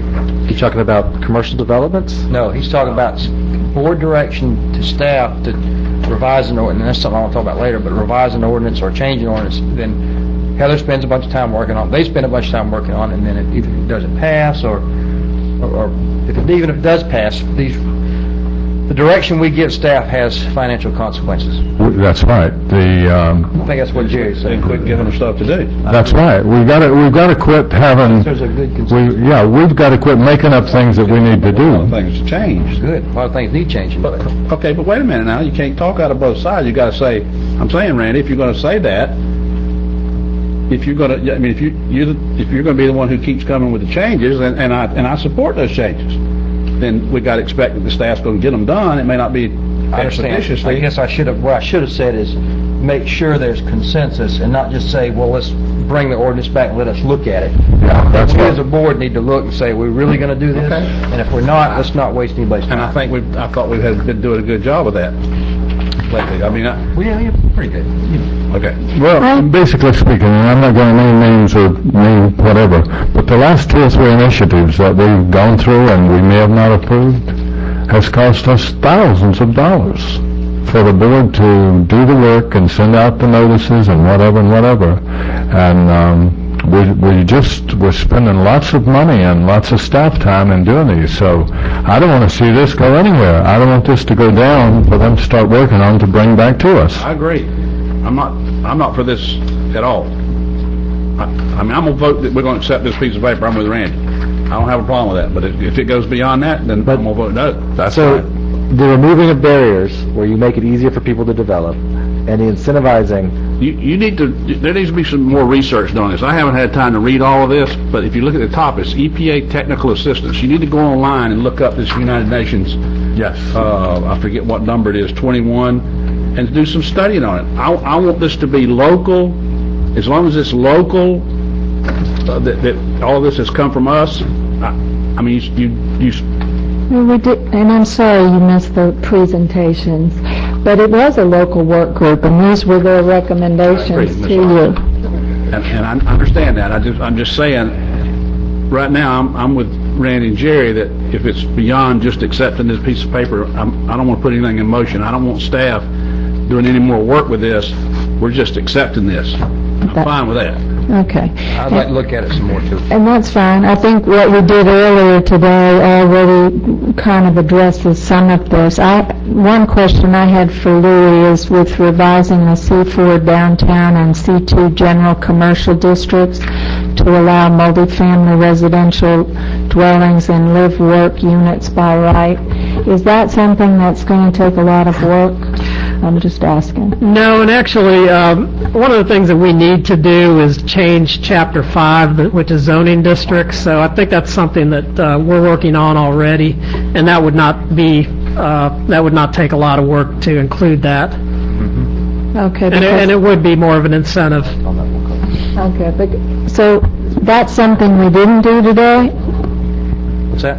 That's something we didn't do today, and Louis saying it wouldn't take that much work. They're working on developing, revising that anyway. That's the To me, increased that very first one.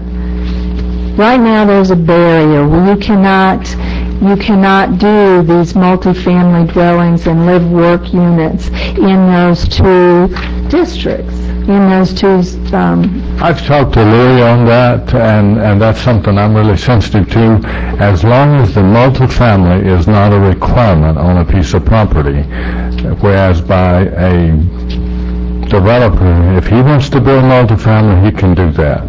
But as long as we don't require multifamily on a piece of property, I don't have any problem with that. yeah, right now, we're not allowing it, which is the barrier. I don't have a problem if a fellow, in fact, Dallas and I went round and round on this, and we were talking about it a couple of years ago, and I told him, I said, Dallas, if you want to build multifamily, you just go have that, multi-use. You just have at it. But don't require on a piece of property that I do it, because I'm not going to do it. Yeah. But we are talking about requirements. So anyway, that would be something for me that we haven't talked about that maybe makes sense to move forward on. So anyway, I'll say we provided enough direction, and we'll just accept the EPA's report. Lynn, I think it'd be fine if you wanted to take the initiative to bring back that item you're talking about. I think we can support that as a separate issue. Yes. I don't have a problem with that. That makes sense?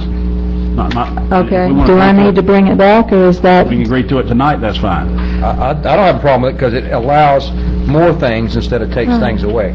It would allow a Village of the St. Mark's type setup in Crawfordville where they live above and have a business, which I know wasn't successful. I did the same. I was there, and I was praying that I could get out of there before somebody built a bar underneath my house. Well, I actually designed it, so. Okay, well, so I need some guidance here. Are you okay with including that as part of Yes. this motion Yes. then, to direct Louis to move forward on that? Yes. One particular bullet? Yes. Okay. Then, did somebody second it? I'll second. Okay. We have a motion and a second. Do we have any cards? Does anyone want to speak on this issue? Katie? Any cards? All right, hearing no further discussion, all in favor? Aye. Aye.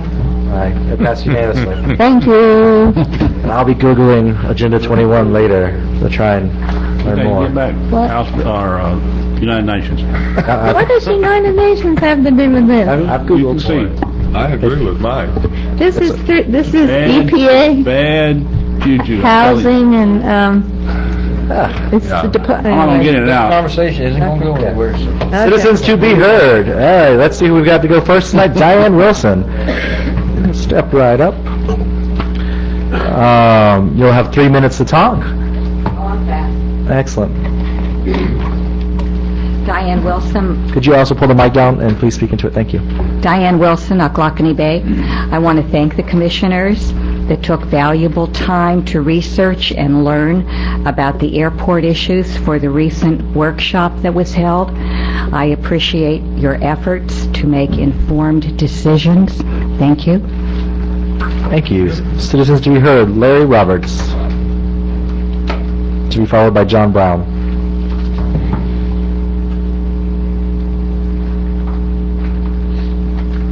Mr. Chairman, I was late for the budget meeting today, early for this meeting, and as I came in the door, I heard Mr. Merritt proposing a tax increase.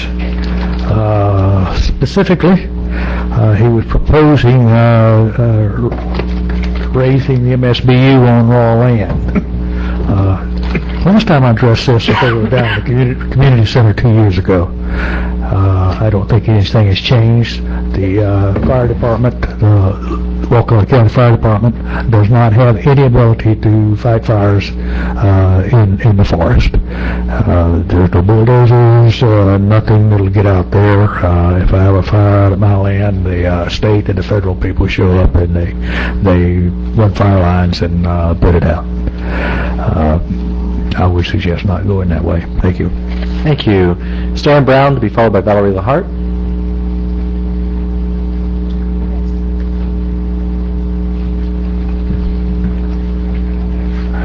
Yes, I wanted to make a comment about the minutes for the airport meeting, and specifically one area I wanted to address was in these minutes. It says that the airport is operated at no expense to the county, and I don't believe that's an accurate statement, and I'd like for it accurately to reflect what we do. The county does have a budget for the airport. In fact, in recent years, it's gone over its budget for the airport. I think the county does provide insurance and other things for the airport. So I just wanted to, in that report of that meeting, I thought that should be reflected accurately. How do we change that? It hasn't come up yet. Okay. It was tabled. Okay. I mean, but The minutes were on the Minutes were consent approved. agenda. The minutes have already been approved. The minutes for the airport, I think they were. Yes, minutes for the Airport airport. workshop, were tab approved on the 4. Consent agenda. Yeah. Tab 4. Is that what you're talking about, tab 4? doesn't change my comments. Okay. Thank you. Okay. Valerie LaHart to be followed by John Smith. Good evening. I live on Surf Road. Thank you for this opportunity. You are receiving a copy of the budget. You'll notice, I have to agree with Mr. Brown, the part of the minutes, and I did not realize I had to do this during consent, has and continued to be an asset to the county without any expenditure in county taxes. You will notice what is highlighted. $2,000 was budgeted and more than $1,000 was over the budget. And if you go through all the pages, you'll see that the money that's has been taken in does not even pay the electric bill.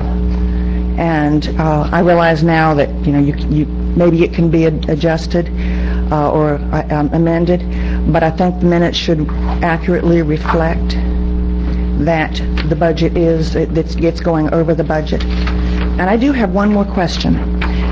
How many of you are commissioners have walked the piece of property that you are about to relocate the airstrip? Actually, physically walked it? Thank you. John Smith to be followed by Jenny Brock. Thank you, Mr. Chairman and members of the board. My name is John Andrew Smith. I live on Surf Road. I also had issues with the minutes when I read them, two issues, one of which has already been addressed partially. The other one was in paragraph 3 from the bottom indicates that in 2006 you received $78,000 for an airport layout plan.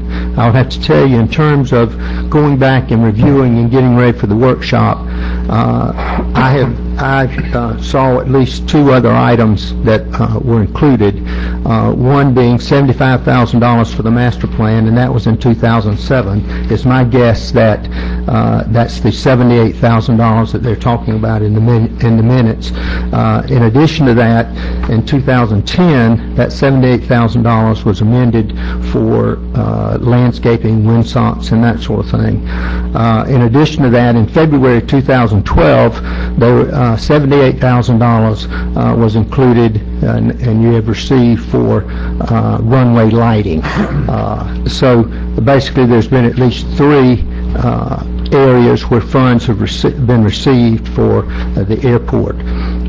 The thing that concerns me is as I look back and go through these, and it was pointed out to you during the presentation, this whole area is totally flawed in terms of people knowing and understanding what is happening. For example, when you look at your CIP, you say that during the current year you're getting $181,000 from DOT. In fact, when you look at DOT's plan, you're getting the plan provides for you to get.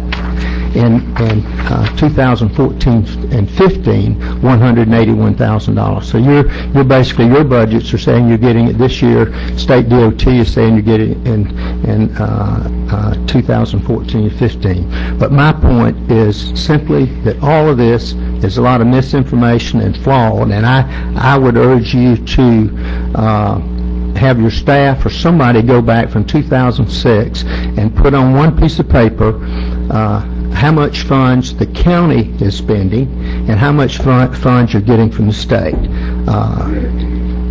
Once and for all, knowing exactly what you're doing. I had also identified, and I can't tell you exactly where it was because I've been over a lot of budgets that you've had for a lot of years, but I think it was in 2010 where $17,000 in some few cents was also transferred over into the airport for some unreimbursable expenses, which to me that means that basically somebody spent some money for the grant that was not reimbursable, and in fact the county taxpayers had to pick up that $17,000. Thank you, Mr. Smith. Yes, sir.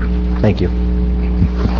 David, maybe we could put quotations around, I see what they're saying, but it looks like you presented people that did want the airport and people that did want the airport. Maybe you could just put quotations around these, because I think Mr. Fultz is the one that said it was an asset to the county. And I think we have to bring it back up under discussion items. Yeah, we'll bring it up protocol. I would like Jenny Brock? Oh, excuse me. Bring it back under discussion items for our protocol. You have to slap me with it. It's okay.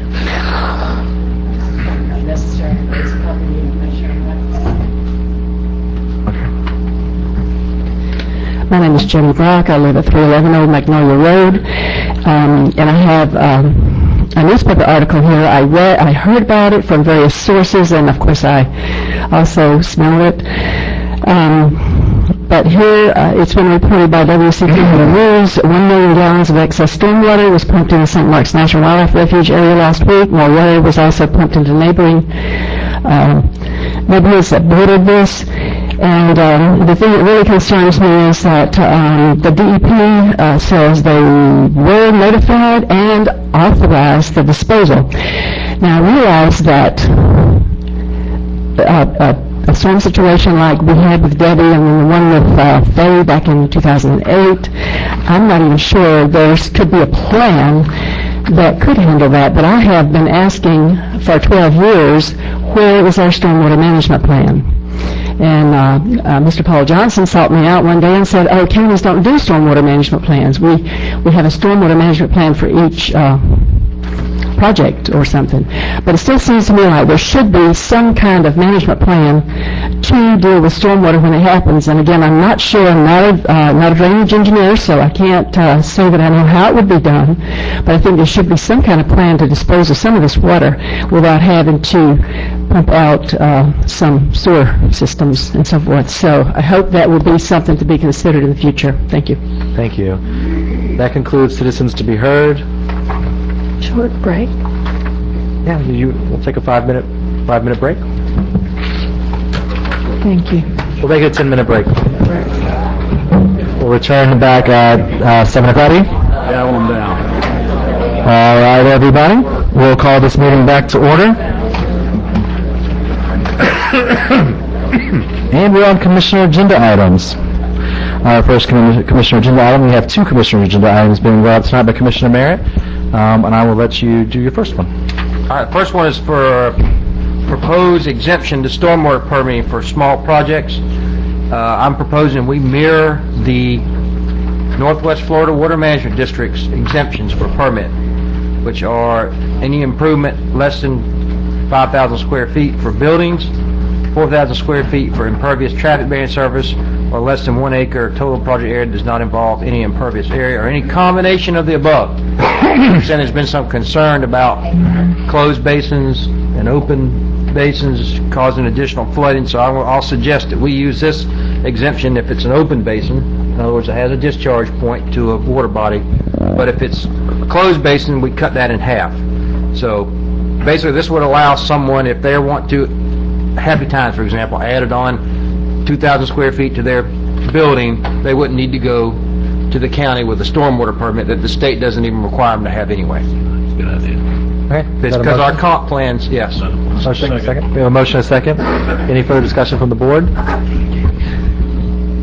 Okay, I'm glad to see that you're making some situational kind of revisions, because I am concerned about up to 5,000 square feet in a heavy downpour. That's a lot of water running off, and you know, it depends how big the property is and where it goes. If it runs into somebody else's house next door, that's not good. If it runs down a sinkhole, that's not necessarily good either. The way we have it now is that we do require people to make sure that stormwater is managed and treated. And it may make sense to have a minimum, but I'm not sure I can understand why the state sets a minimum of 5,000, but I don't know that we may need a minimum that's a little bit lower, or certain criteria spelled out about when you need to and when you don't need to. Which I did just change it to make it lower. If you're in a closed basin, it's half. But, you know, right now under our regulations, if it's the size of this table, you got to get a stormwater permit from the county, theoretically, according to our comp plan. And I just went to a standard exemption that is spelled out, clear as a bell. If Louis has a question whether it meets the exemption or not, he just sent it to the Water Management District, and they'll tell him if it meets the exemption or not.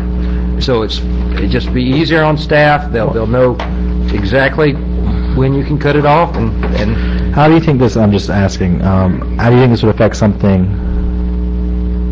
like in Wakulla Gardens on one of those 1/8 of an acre lots building? They're not required to do stormwater permitting anyway. For building a house? No. Okay, then I misunderstand how this works then. This would apply to commercial stuff. Only commercial? Okay. Yes. We don't make people dig ponds like Leon County does for a house. I misunderstood. No, but I mentioned the house because I remember when Progress Energy came and they qualified under the state exemption and they wanted us to give, the same thing. But when I went out and looked, they were building an addition right near their driveway, which was actually had a downhill slope. their stormwater pond was way over to the other side, and their addition, all that additional runoff was going to go straight down their driveway into the road and potentially the house right across the street. You know, then they graciously agreed to put in a swale to address it. So it's situations like that, and then, you know, to just give a blanket exemption, And this doesn't give an exemption from DOT permitting, by the way.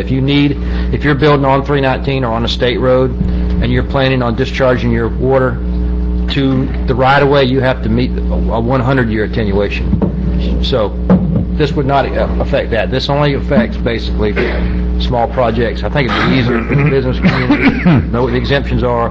It's there, so I like to go with what I prefer. We have two citizens who filled out cards, filled out cards. First one is Alan Wise. Whoa. Alan spilled his water. Oops. Good evening, Commissioners. One other thing that I'd like to point out, I think along the same lines as Mr. Merritt, but you may want to include this if it does move forward. The 10-2 rule that just passed, it says if you have a development that is 10 acres or smaller with 2 acres or less of impervious, you don't have to go through the stormwater permitting. You can just design, and the engineer certifies that it is designed to meet the standards. So that would then leave Louis in a situation where if he's asking for a permit, it's not really an exempt project, but your code requires the applicant to give you a permit. You would probably then allow the opportunity for the applicant to provide the same certification to the county that this project meets the 10-2 rule, and I've provided certification to the Water Management Tried to District. make it simple. I would have just assumed it said if you're exempt from the state, you're exempt from the county, but Heather said that probably wasn't a good idea, that we needed to spell it out. So This, the exemptions, like I said, but if you're moving through some changes in the code, I was just suggesting that you may want to include this as a change while you're going through the notification that's hearing. fine. It's perfectly fine with me. Okay. Thank you. Okay. So that's the alternative. I'll amend my motion to put in what Alan said. Fine with it. Okay. Bob Danzy was gracious enough to bring me a napkin. You can have the opportunity to speak last on this one, citizen. Thank you, Bob Danzy, 9 Springview Drive, Spring Creek. Basically, I just want to thank Randy for bringing this forward, and it looks like he's going to get some support, so thank y'all.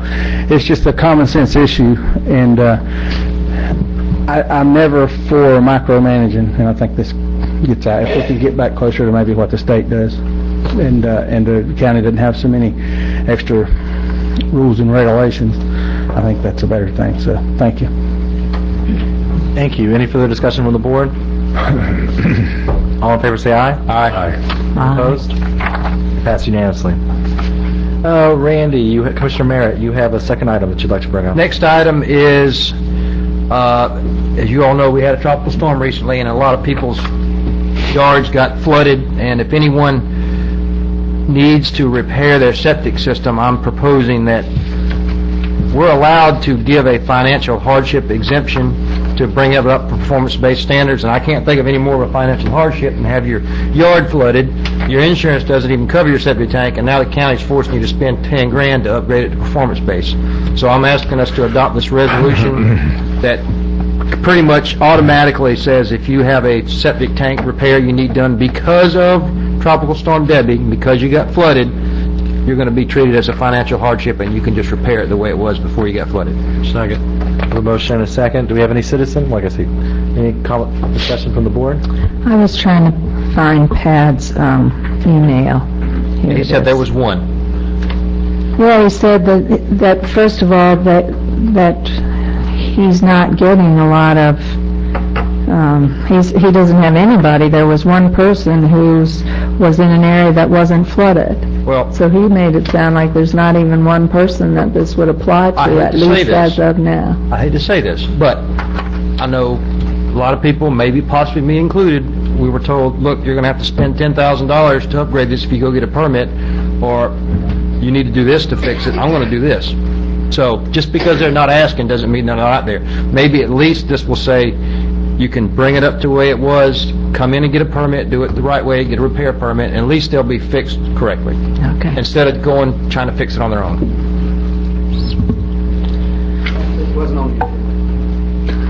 Sure. Thomas 6, 3700. And when you're done, could you make sure you fill out a card? Yes, absolutely. It wasn't on the agenda, so I didn't see it. Does it pertain to just flood? I know of a friend that I have that he has a raised mound system, and a tree fell because of the storm and just cracked the top on it, which would require repair also, but has nothing to do with flood. So maybe that could be opened up to any damage from the tropical storm, not isolated to just I have flood. absolutely no problem with that. Heather, I'm not sure how the resolution is worded. Let me read real quick. It's not worded to encompass that. It says those that are inundated by floodwaters, so, but you guys can... I wouldn't mind saying, or... And we can rework it. From damage, either physical damage to a septic system from the tropical storm or inundated with floodwaters from the tropical storm. I don't think that's a substantial change. I think that certainly meets the spirit of what I'm trying to do. Okay, thank you. All right, any further discussion? Okay, with a second? No, that's fine. Hearing none, all in favor? Aye. Aye. Passed unanimously. Thank you.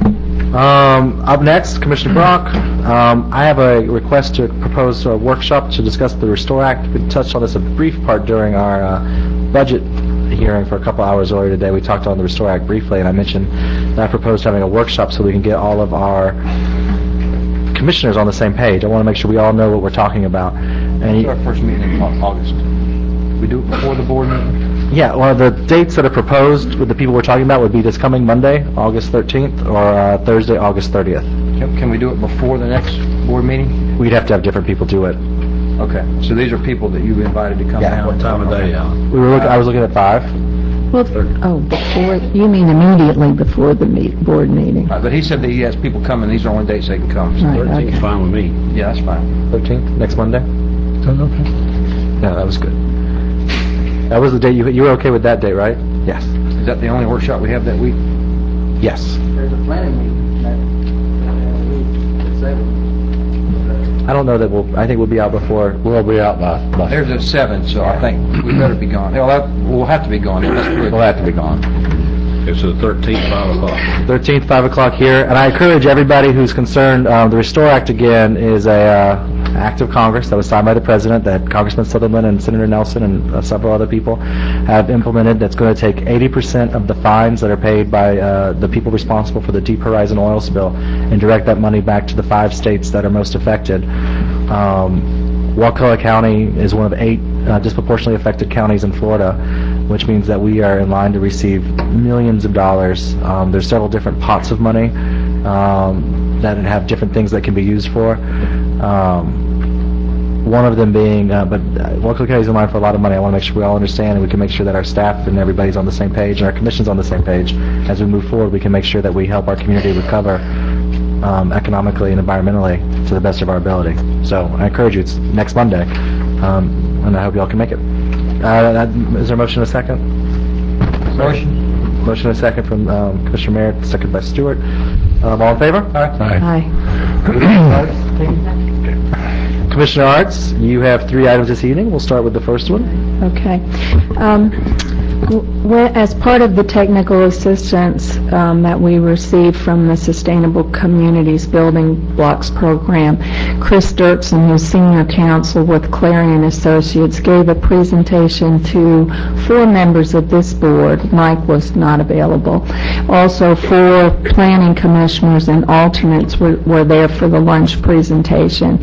And of the various things that he went through, one recommendation seemed to get a lot of support from the 8 people who were present at that lunch, and that was support for adopting an open space set-aside and land dedication requirements for new subdivisions in Wakulla County.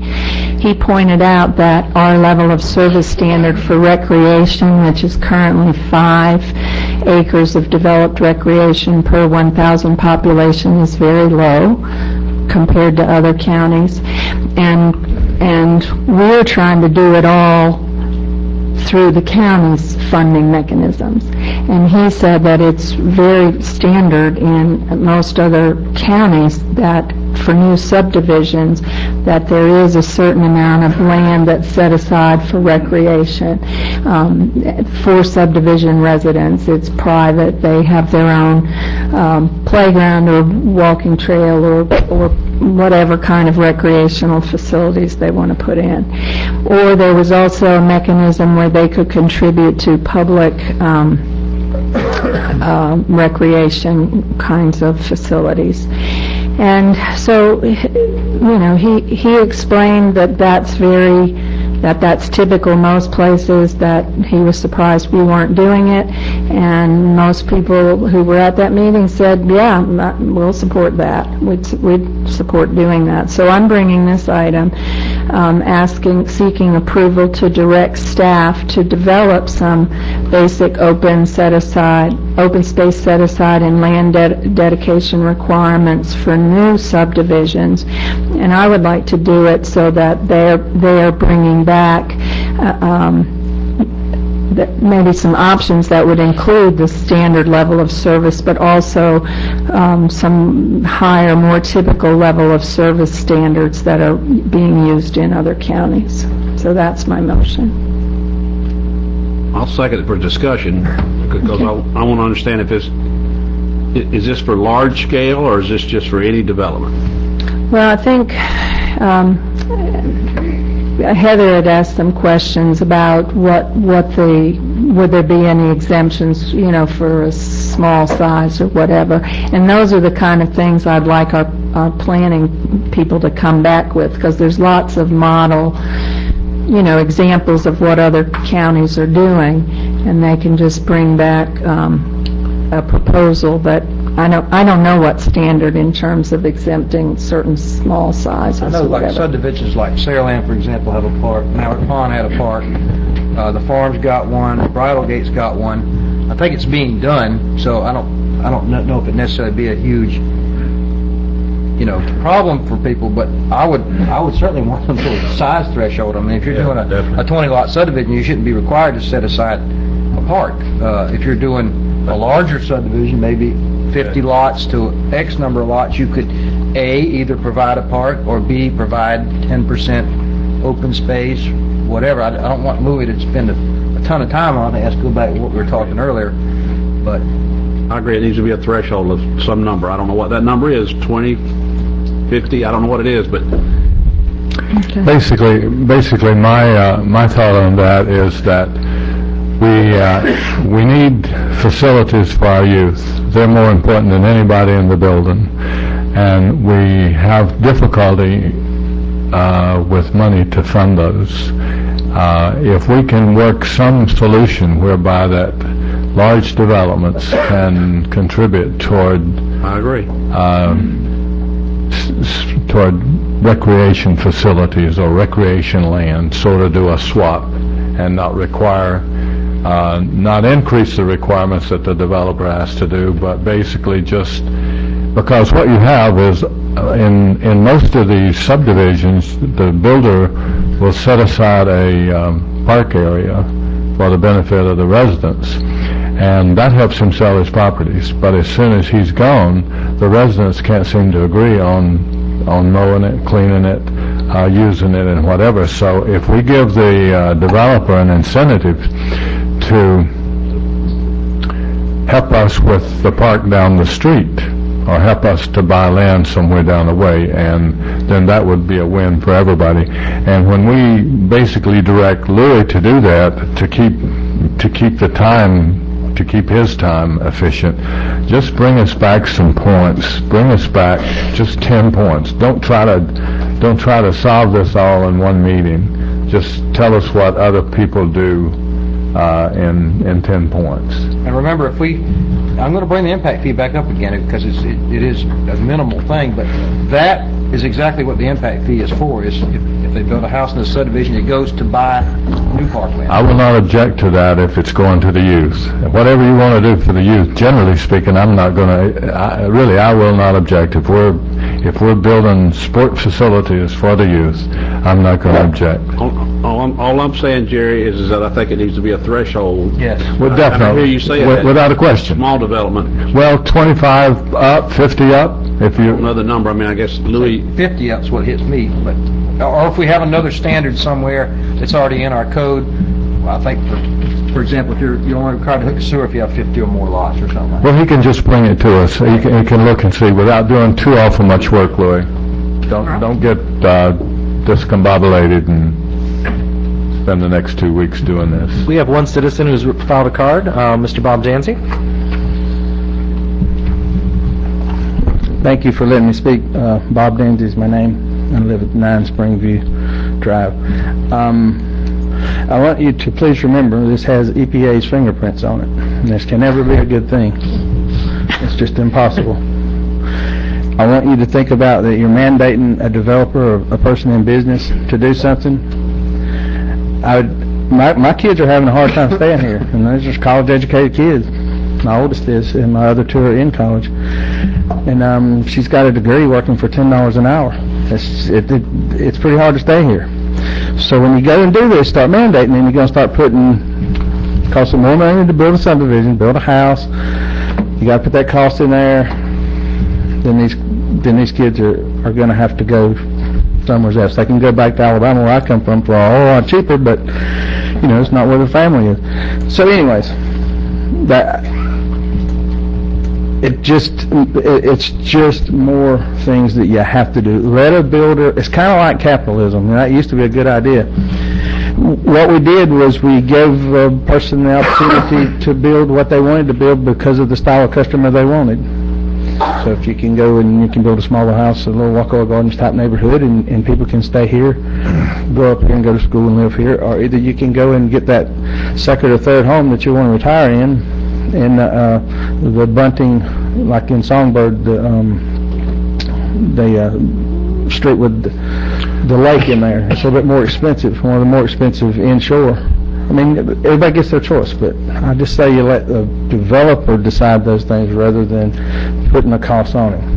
And I can't remember if I mentioned this or not, but did I say this had EPA's fingerprints on it? If I didn't, I'm going to say that again. Thank you. Okay, thank you. Can I say something? Mr. Moore. Basically speaking, I agree with the last citizen to the extent that if the development for the park or whatever was going to cost the developer $50,000, then we do a trade where that it's sort of like a 2-to-1. We will give him we'll let him do 25 to go over to our. Maybe we don't mandate it, but we will use incentives to see which way he wants to go. Does he want to do the park in his neighborhood, or does he want to sort of contribute to our park? That's generally speaking what I'm thinking about. I think that's a good point, actually. When you're coming up with alternatives, Louis, maybe one alternative would be to approach it from the incentive side, just like we did the increased density. Yeah. If you do X number of parkland, you can increase your density and have more. They're not going to lose units in order to build a park. That's the big concern. Is you take a lot, you make it a park. Now you've lost a house. But just think about that too. That's it. We don't mandate it. We just sort of incentivize.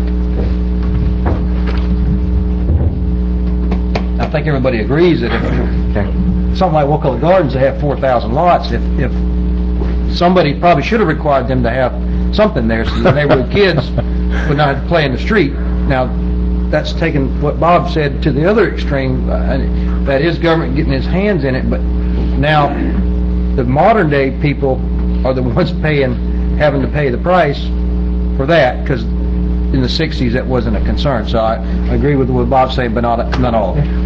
Okay. Any further discussion? And what was your motion again, so I understand it? Well, I read the motion that was basically number 2. So are we fine with that? Do what we I want don't to necessarily want to say.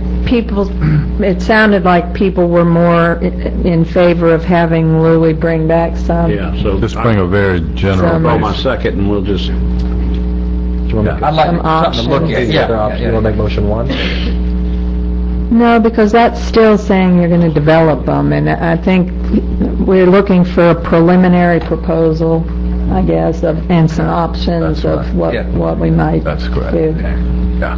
So what's the motion? There is no motion. No motion. To direct staff to come back with some preliminary ideas, options regarding open space set aside and land dedication for new subdivisions. Second. We have a motion and a second. Any further discussion? Hearing none, all in favor? Aye. Aye.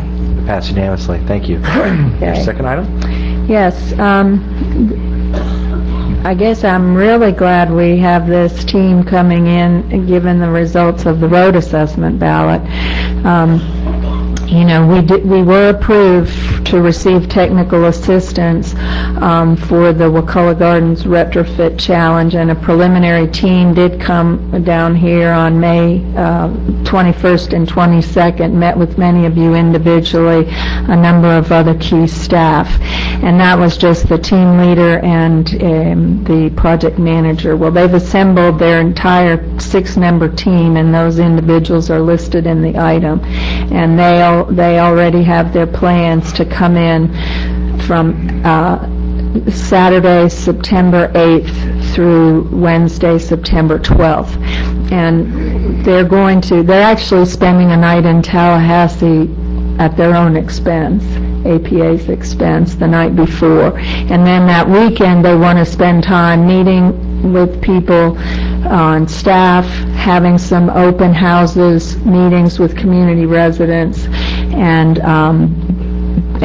continuing Monday to collect information and begin to develop their recommendations or proposal. And they would like to present those to the board on Tuesday, September 11th. Why are they coming on Saturday? The county's closed Saturday and Sunday. Partly to meet with residents. They're going to go out to Wakulla Gardens on Sunday and talk to people?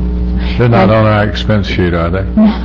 I did give them $100, Miss Harsh, like I said I would. We'll come back and tag to that in a minute. And partly, these are busy professionals, and the way they can donate their time is on a weekend and not so easily during the week. But this is the time, bringing together 6 people. These are the dates. So on Tuesday, September 11th, I would like to have a board workshop at 5 o'clock so they can present their recommendations. We normally would have a board workshop on Thursday, September 6th. So the suggestion from staff was, rather than have 2 workshop dates, let's reschedule our regular date to the 11th, so that if there are any other workshops in September, they would also be on Tuesday, September 11th. Second. I like that. Okay, we have a motion and a second. I know, it's my understanding Commissioner Moore's going to be out of town that week. But I understand fine. We can make it without it. Okay. So what time? All right, so we're going to reschedule the board's, I move to reschedule the board's workshop date to Tuesday, September 11th, and schedule this presentation for 5 p.m. on that Tuesday. Your wife was trying to take care of you. She came up to me and said, we scheduled our entire vacation around or visit family. Babysitting. It's going to go babysit up north. But yeah. Okay. Will you be here that weekend even? Nothing? No. I'm so sorry, but there's no flexibility with that. I understand that, and I understand. Okay. Okay.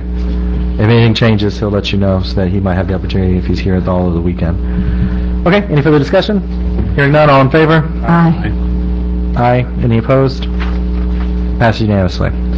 And lastly, I try to give the board periodic updates on my appointments, and I have since the last update, I attended the Hunger Team meeting, at which you had a little bit of information about from Shelley Swenson, and then the Wakulla County Coalition for Youth meeting on August 1st.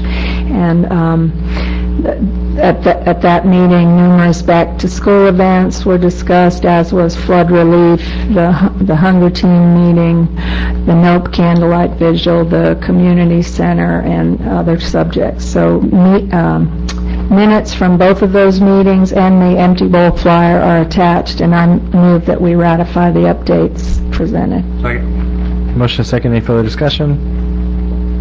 Hearing none, all in favor? Aye. Aye. Commissioner Moore, you have an agenda item this evening. Okay, my agenda item is, the purpose of it is to request board discussion to potentially move the site of the community center to the Wakulla Extension Office. And this should make Mr. Harrison very happy because of the request that he was talking about earlier tonight. Our community center, as we have it now, was sort of bought by error 2 or 3 years ago. We thought we could use a grant to buy a center, and it turned out that we couldn't use that grant to buy a physical property. It had to be used to build facilities. So anyway, we wound up with the community center, and since time, we've been trying to figure out a use for it.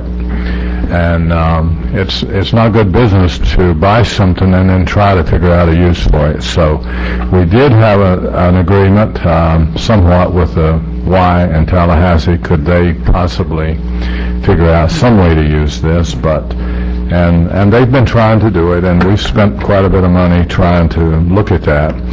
But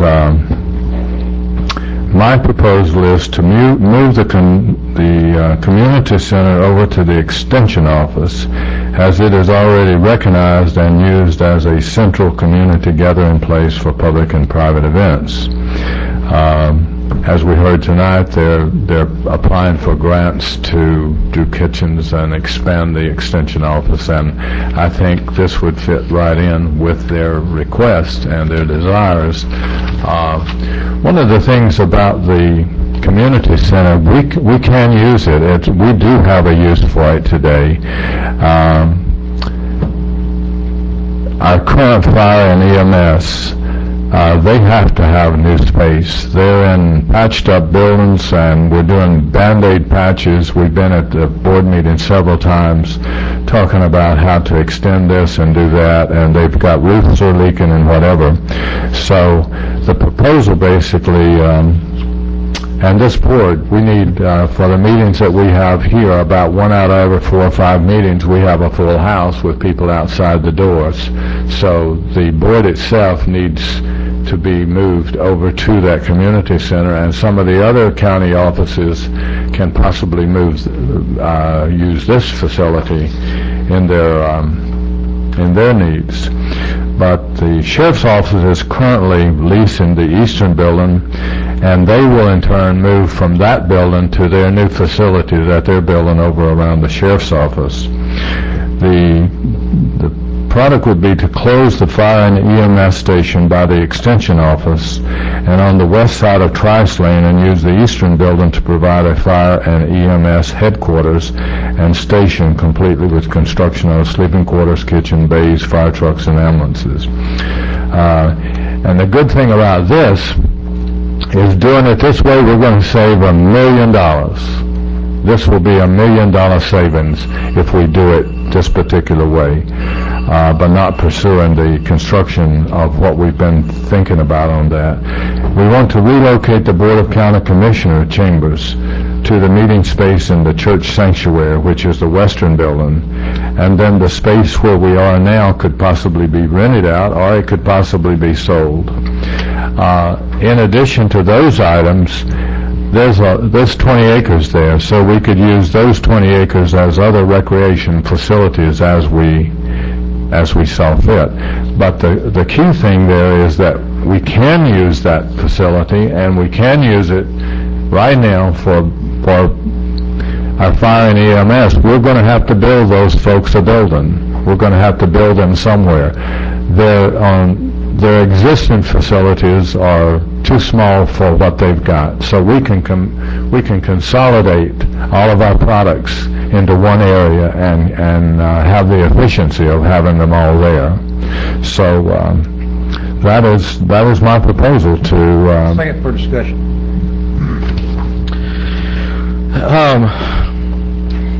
I'd like to hear what We have the extension office thinks. we have has to say, or small army of cards, and I have comments. And I know We have somebody come in late who didn't do a card. If anybody has a card, we'll probably take a couple minutes of conversation before, but after when we start taking cards, we will no longer accept any additional. But if you haven't filed a card and like to, please be quick about filling out a card. Gail Campbell. No, Gail Campbell has. Les? Then we might have a little bit of discussion from the board, because I'm just curious, before we hear from all these citizens, where we are beforehand. Sir? What do you think? Well, I am not familiar with all the assumptions that are involved in making these decisions. My position as County Extension Director here is to follow the leadership of the board, and whatever the board decides, we're going to, as they say in the Marine Corps, fix bayonets and charge.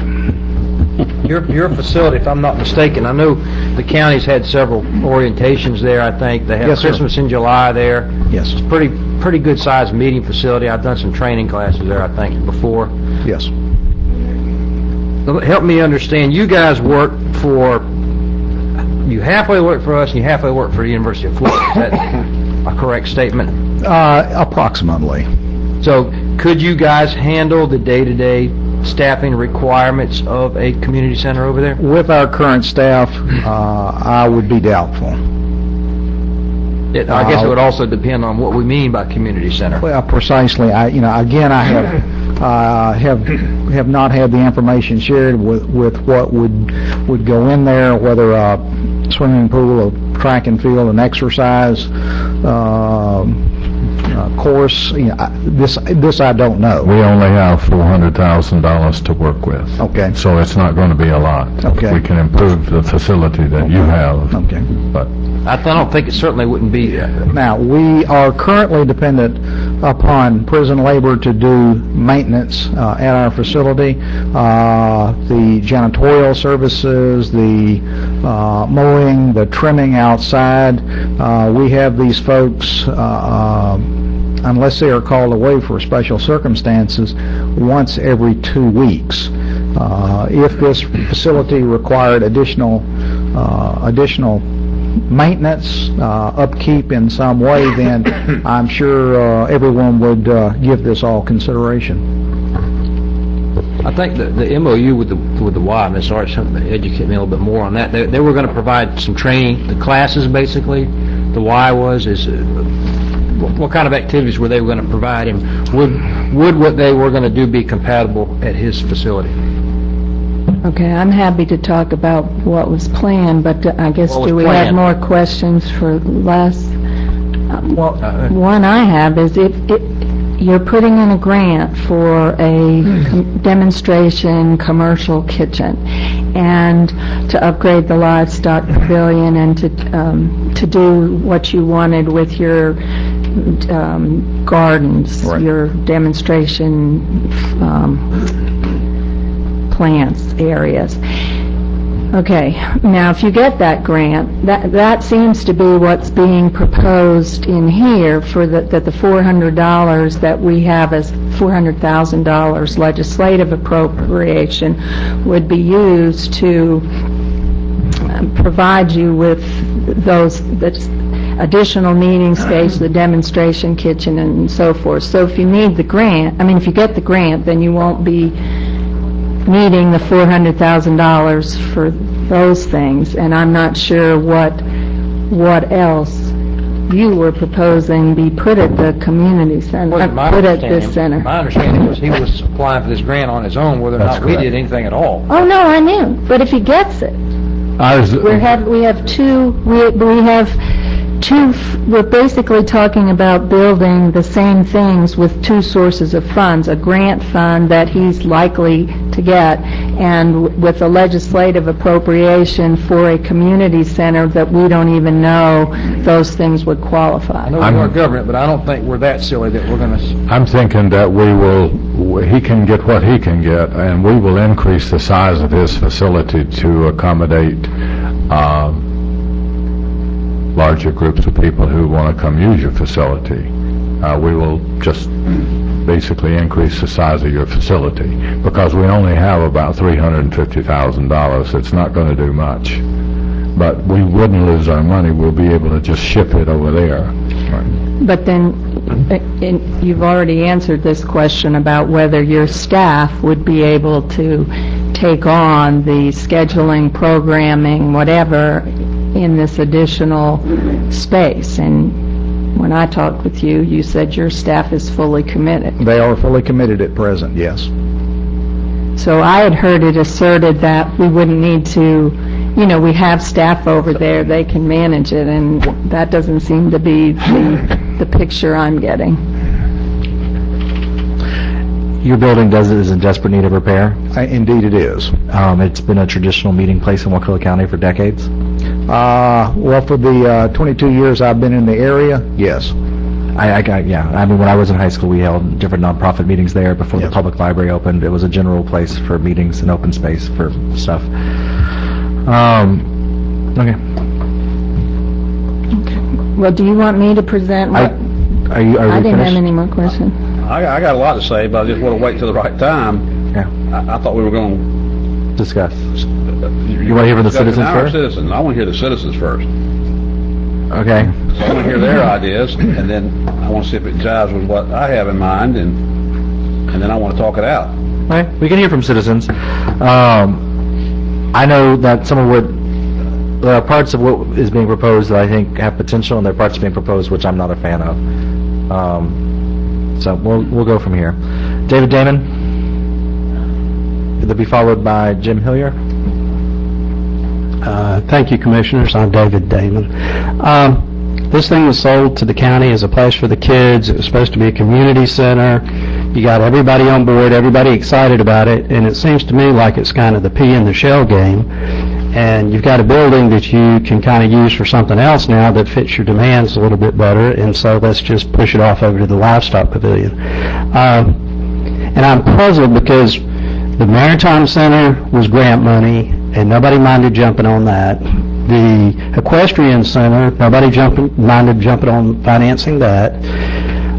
Now the airport, that's going to benefit a handful of people, it seems like that's going to get jumped on. Yet, the one thing that would benefit our kids in our community seems to be really not taking a priority.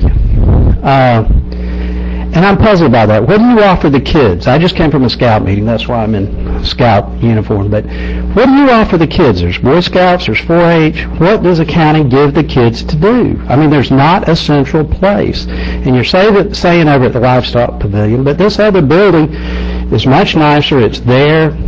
But to take it away and now do something else, I think you're taking away from our kids. I think we need to give them something substantial. It's about time. It's way past time.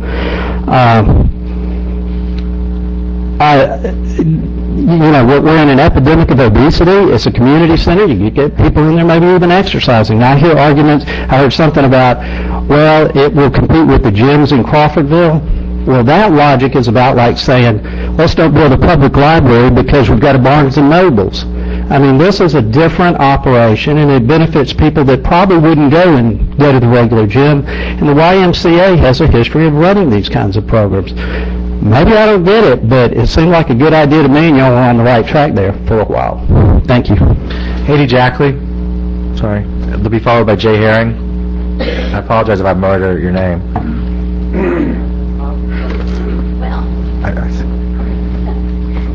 I wasn't sure I was going to speak. I'm Haiti Jackley, and I really don't know a whole lot about it, except that I'm in the art, and I'm involved with the kids.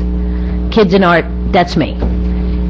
You guys voted on something, you purchased something, and now we're going to go and move it somewhere else. What's going to happen 5 years from now when we want a swimming pool or we want basketball courts? What's going to happen 6 months from now when it's all up and running and there's a wedding that needs to happen?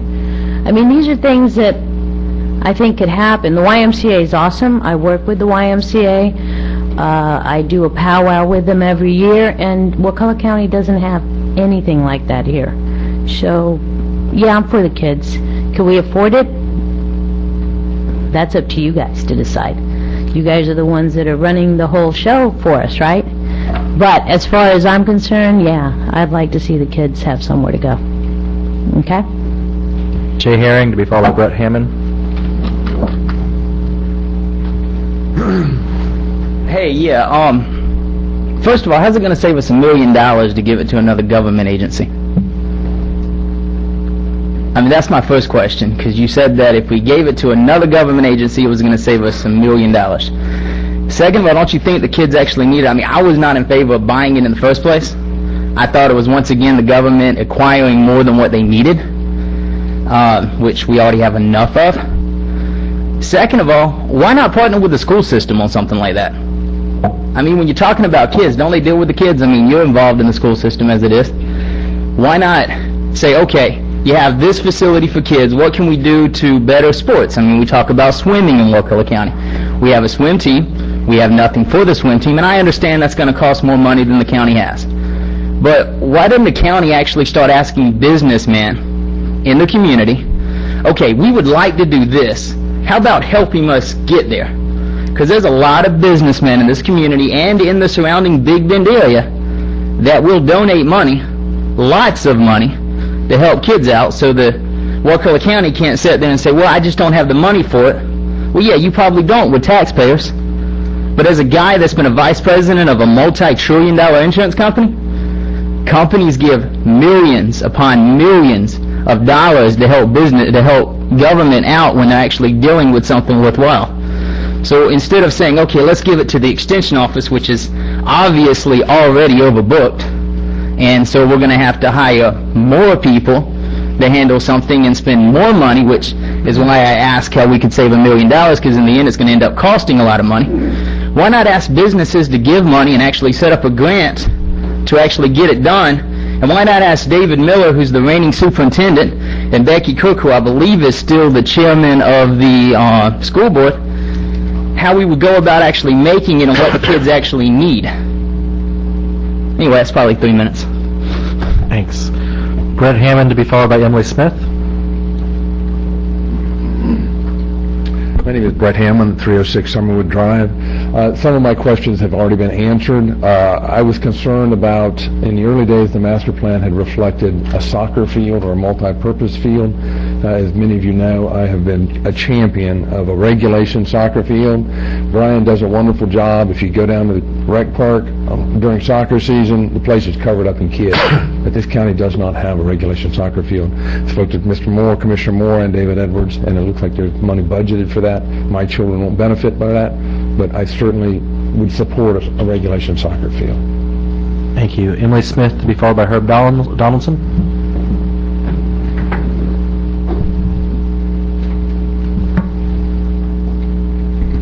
Thank you, Commissioners. Emily Smith, Sop Choppy.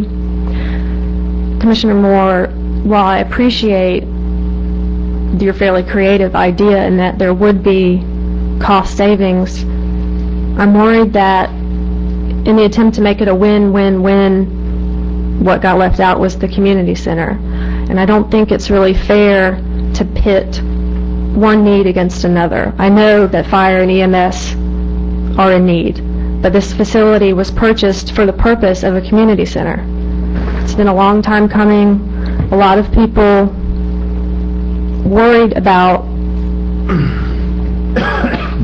I'll say naysaying, whittling away at the possibility, and now we're so close, and I think Commissioner Arts might speak about what exactly what the current situation is. The YMCA, I believe, is willing and able to step in and provide services. We have the $400,000. It's modest, but it's a start. We've already spent $40,000 drawing up plans to retrofit the church for a community center, and I'm not sure that the Ag Department, the Extension Office, is a compatible site. It's 7.5 acres. A lot of that is taken up with Extension Office, and they want to do more, and hopefully if they get their grant, they'll be able to expand their orchard and put the gazebo out there, and I'm just not sure. Things are tight now, but if we tie our hands and we lose this facility, the things that the community has said that they want, like a swimming pool or regulation-sized fields and exercise rooms. I'm not sure that that will be possible at the Extension office, which sort of defeats the purpose of it being a community center. So thank you. Thank you. Herb Donaldson to be followed by Bo Mixer. No, wait, after. I'm just saying 2 names. Hello, Commissioners. I'm Herb Donaldson with the Palavitry Theater and Healing Arts of Wakulla County, or HAWK. A few months after I moved back to Wakulla, we received information about the community center. People in our area were being asked to come out, take a look, and fill out sheets for what it was that they wanted to see there. I went and did exactly that. I brought home sheets for my parents, my siblings, and their families, as well as my extended family. I asked that you keep the original location as the site of the center. To change it would only have citizens not trusting our commissioners a little bit more. They said one thing and they did something else. I live a block over from the proposed site of the center. I've seen young people, both black and white, walk up and down our streets well past midnight. During the summer, I've seen them walk along our road or ride their bikes with no regard for traffic, and now we want them to cross Highway 319.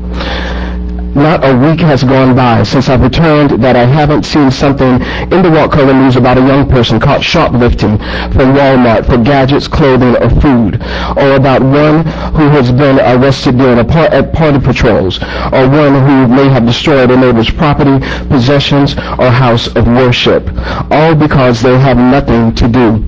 I've interviewed a number of people, young people, for our Wakulla Sunday radio program. I've worked with the high school and developed plays that speak to the issues of who they are. I teach an acting workshop for grades 5 through 8 during the summer at one of the local churches, and I am treasurer of the 4-H committee. Whenever I ask a young person what they do for fun in Wakulla, there are usually 3 answers to choose from. 1, go to Tallahassee. 2, watch television. 3, nothing. If you were a parent who denied your child everything during their formative and growing years, would it really come as a shock when years later they want nothing to do with you? Our children and many of their parents have gone above and beyond to do their part. You must do well on the FCAT. It will make Wakulla excellent. You must bring home the championship trophy. It will make Wakulla excellent. You must pay the new tax. That extra money will make Wakulla excellent. The least we can do for them is give them what we promised. Changing the location, that promise sends the public a very strange signal. Imagine a swimming pool for families and children who don't have the gas money to ride down to the beach and pay the cost of parking in places like Shell Point. Imagine a place where seniors and teenagers can bridge that generation gap regardless of their religion, status, or color. Imagine a place where the promise has not been compromised. And if you're thinking about money, remember we are Wakulla County. We've never had much to begin with. But somehow we have managed to walk away with a great deal more than what we expected. Thank you. Thank you, sir. Bo Mixer to be followed by Bob Danzy. Bo Mixer, 28 Jared Street. The community center was originally to provide, wholesome programs for our youth. Now the county has entered into a memorandum understanding with the YMCA that appears to give undue advantage to the YMCA over businesses in town. They want to put in a weight room, an exercise facility, and all that. And we've got places for people to go for that. If we have programs for the kids, specifically to keep them off the street, that's fine. But to compete with the other businesses and give them a facility which they'll not rent, pay tax on, or anything like that, that's just, it's not a precedent we want to set. So I just urge you to step back, reevaluate the situation, and let's not make a hasty decision. Thank you. Thank you. Mr. Bob Danzy, to be followed by Simon Nelson. Hey, Bob Danzy is my name.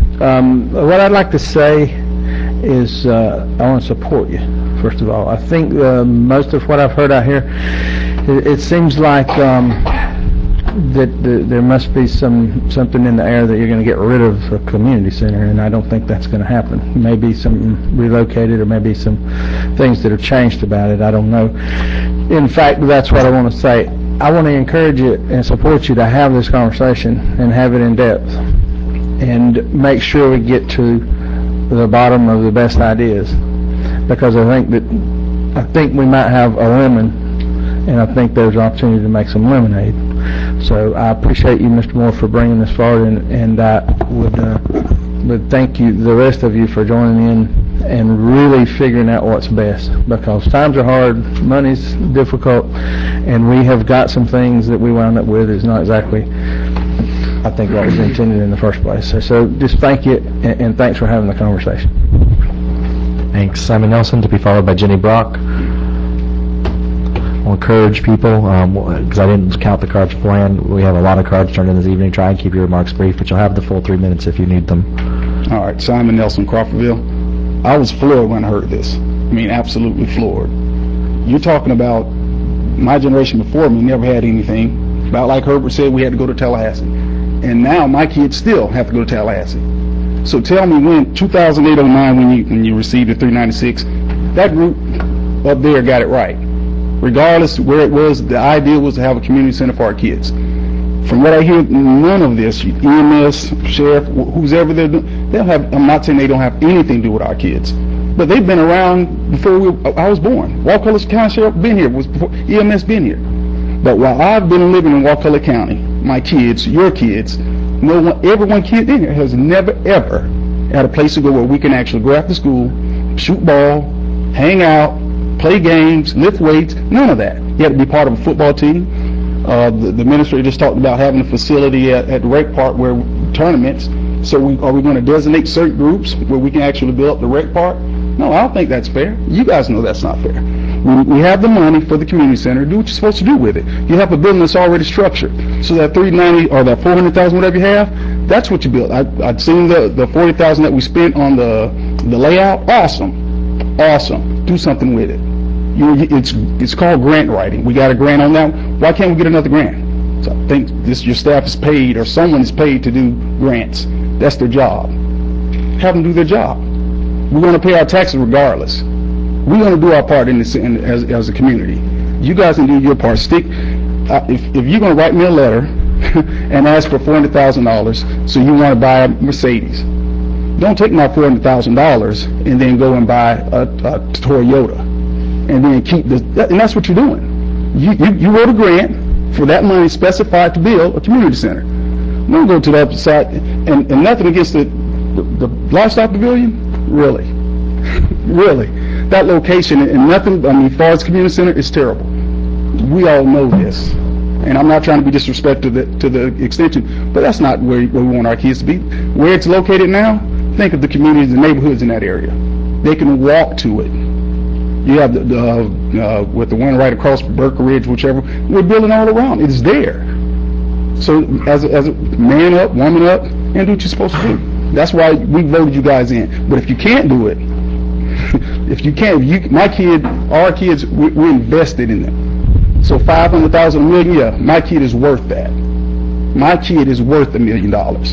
So I don't want to save $1 million. I don't want to save $1 million at all. If that's what it takes for my kid to have that and my grandkids, then spend $1 million. Because I'm going to pay my taxes. We all pay taxes. So once again, I mean, I appreciate you. I'm not trying to be hostile. It's just I am very passionate about our kids. Thank you. Thank you. Jenny Brock, to be followed by Sandy Teller. Jenny Brock, 311 Old Magnolia Road. Thanks for allowing me to speak. I've just returned from San Francisco, where we had a National Wildlife Federation board meeting. National Wildlife Federation has an initiative to undertake for this year to involve 10 million children in outdoors. And we're getting close to that. The only thing I really want to say here is that if you would think about the greatest resource in the world, in the whole world, is our children. And we need to be sure that we are teaching the children well. I believe there was a song years ago, Teach the Children Well. Well, if we teach them that they are second-class citizens and they are not worth the promise we made to them, then I'm not sure that's a lesson we want to be accused of. So I'm thinking of the Extension Center is a great place. I've been to some fun things over there. But when you compare, I think you said 7 acres to the 20 acres, I see that we still have a better opportunity of getting these children outdoors as well as whatever indoor activities they want on 20 acres. There could be, hiking paths, the soccer field, things to get these children outdoors. And we do have to consider health and obesity issues. So those are the reasons we need them outdoors, and we need to remember that they are our greatest asset. Sandy Tedder to be followed by Judith Harris.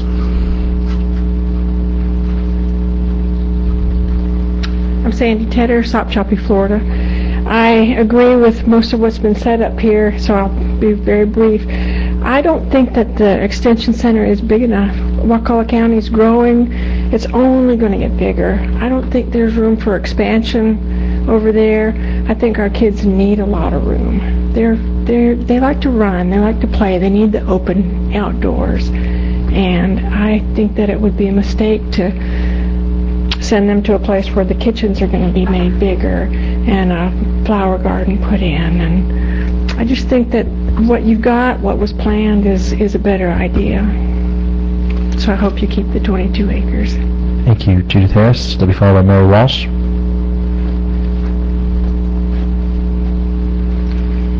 When the sheriff needs money, he gets it. And we know what he's using. Make sure you use the mic. Oh, I'm sorry. We know what the sheriff is using money for, to deal with problems. I think we need to have a vision of being proactive with our young people, making them a priority, giving them the space, the dedicated space to be young and to be free. I've spent many hours in front of the TV this last week watching the Olympics and seeing what young people can do when they have support. We need to do that for our children. They've been shunted aside, and the problems build up because of that. So give them a chance. When Commissioner Moore said we only had $400,000, but we could save $1 million if we did this, I thought, we could use that $1 million for the kids. It's time to think about what to do for the kids. Thank you. Thank you. Mary Walsh to be followed by Larry Roberts.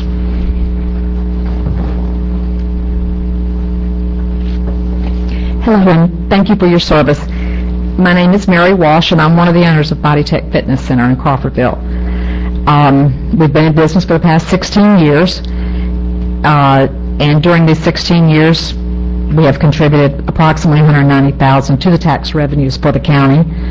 I'm here to request that you not make a decision on how the community center will be managed or developed until a further more in-depth study can be conducted.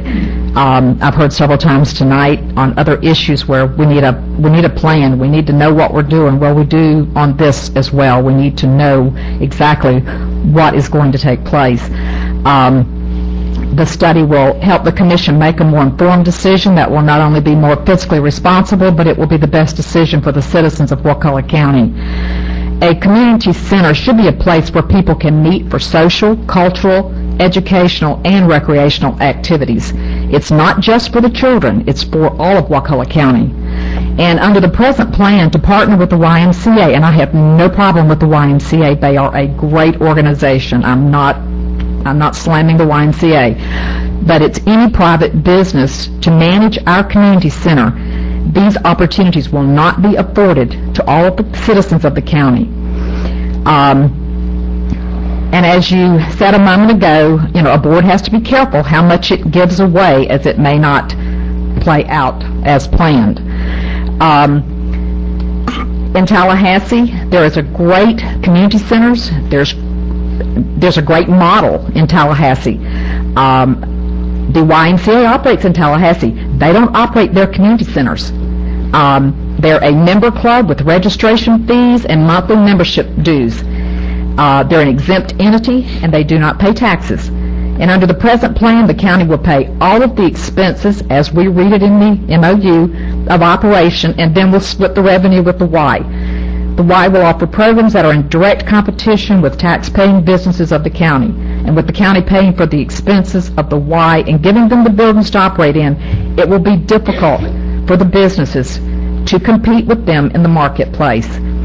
As a business owner paying taxes, I disagree with my tax dollars going to subsidize my competition. There are cities filing for bankruptcy all over the nation due to bad decisions, due to thinking there's revenues that can just pay for things, or just not having a plan.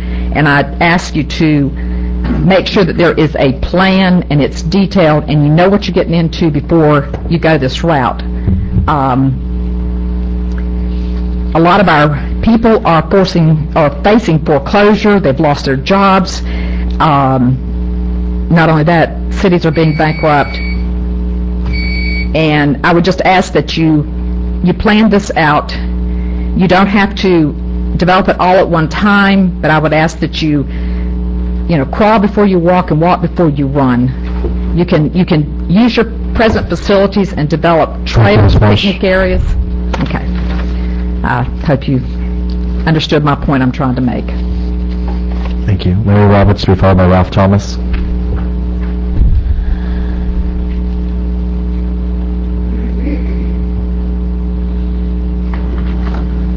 Larry Roberts, I agree with the last lady that spoke.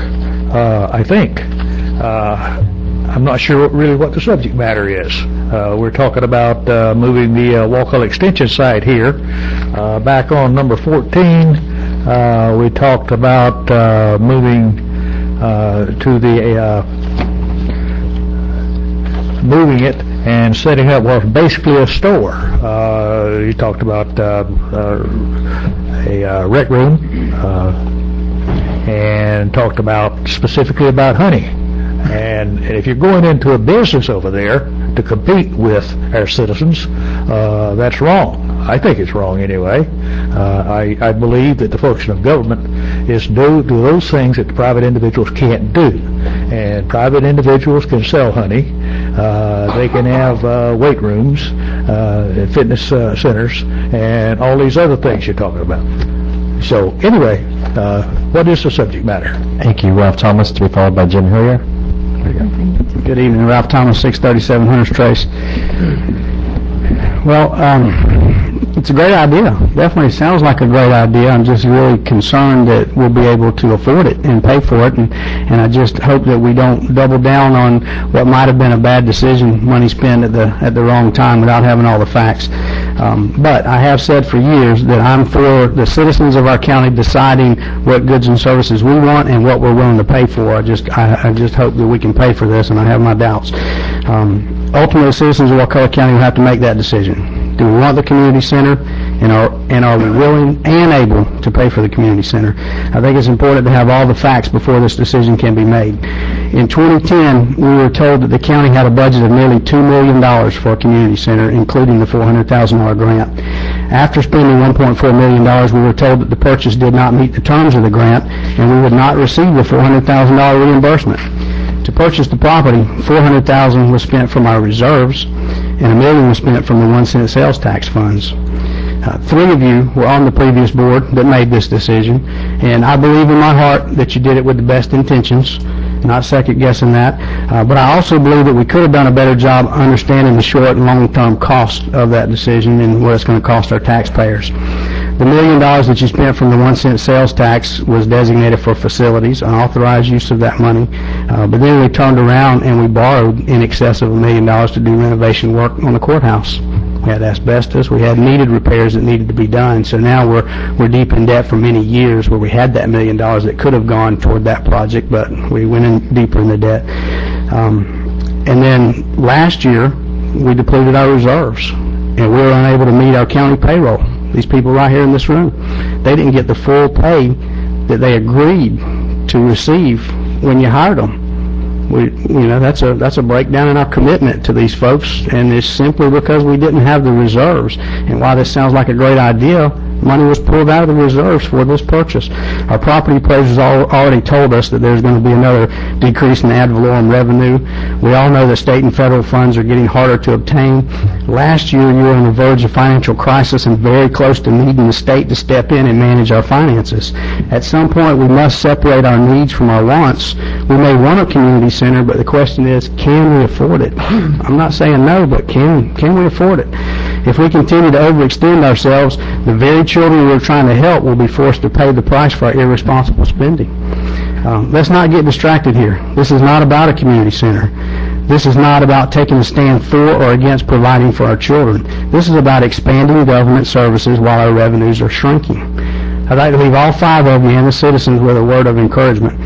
We all love the children of this community, but we can't let our love for them cloud our ability to determine what we can afford. I just want to make sure that our financial sensibilities and our emotional desires can go hand in hand moving forward. Thank you. Jim Hillier will be followed by our last speaker of the evening, Gail Campbell. First, I'm astonished, Commissioner Moore, to hear what you said tonight, because you once told me personally on a phone conversation that you would do anything for the kids, that you were all for the kids of Wakulla County. Now you're taking away from them a promise that this county has evaded for so long. I hear all of these reasons about Body Tech. I'm a member of Body Tech. I go there almost daily. It's a wonderful place for adults. They won't even let kids in there under 12. So how in the world is the YMCA going to compete with Body Tech or any of the activities? You got to pay a premium there. You pay money much more than, and YMCA is going to give scholarships to people who can't afford to pay. I can take you 100-mile circle, not even going to Tallahassee, to communities much smaller than Wakulla County, who have swimming pools for their citizens and their kids. I was astonished when I came here to find out that there was not a single swimming pool that a kid in Wakulla County could go to and swim. That is a disgrace. How you could have existed this long without doing that is beyond me. You want to attract business, Commissioner Moore? Then give them something that's attractive. You talk about, well, our kids can go to the rec park. That's an antiquated rec park. They won't even have tournaments there now where people come from out of town because the facilities are so bad. And besides, it costs more money for your kids to play sports there. We're not even talking about sports. We're talking about kids' activities. Sure, they can go there to play sports, but where are they going to go just to hang out? That's what kids like to do. Young kids, the YMCA will provide supervised activities. Body Tech's not going to do that. And I love Body Tech. But I wouldn't send my kid there because the conversations are adult. You know? That would be ridiculous. And besides, if they wanted to be a part of this, why didn't they bid? I understand that the RFP went out and they could have been like anyone else, but they didn't. The YMCA was brave enough to step up and say, we'll do the job for you.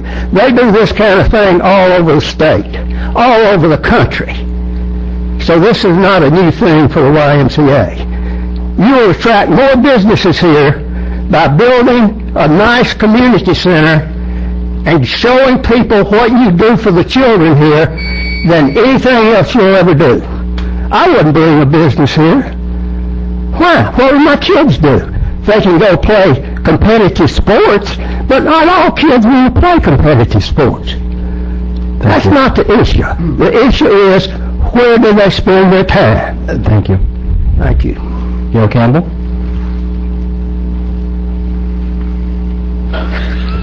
Chairman, Commissioners, I'm Gail Campbell, 34 Connie Drive. And I'm here as a citizen. I am actually with the Wakulla County Coalition for Youth, who has been involved in this, in assisting with surveys, following the progress, listening to your intent for the last 3 years. And but we've not been involved in contracting or memorandums of understanding. I've personally sat in meetings where there have been many children who've guided and informed what they would like to see, and the coalition partners have assisted with surveying adults and children, and there is excitement in the community about the community center. And the plans that are on the table at the moment are beautiful plans. Now, I recognize, Commissioner Moore, that this step was born of, we're in terrible economic crisis right now. We are. I mean, the coalition is dealing with those crises every day. There's not a week that goes by that the coalition is not asked to assist one effort or one need or another. And so I know that that's very real. And I know the county is in budget shortfall and has had trouble in the past years and anticipates shortfalls in the coming years. But I thought, what am I going to say? And I'm reminded of a statistic that comes from the Florida Substance Abuse Youth Survey, which drives what the coalition does, that piece of work and many other research documents and data. And it says, it asks young people, Commission Chairman, you're familiar with that document. It asks our youth, do they feel valued in their community? Do they feel that their community where they live values their pro-social involvement? And Wakulla youth rank in the high risk on that scale. I'm not saying schools. Schools doing a good job.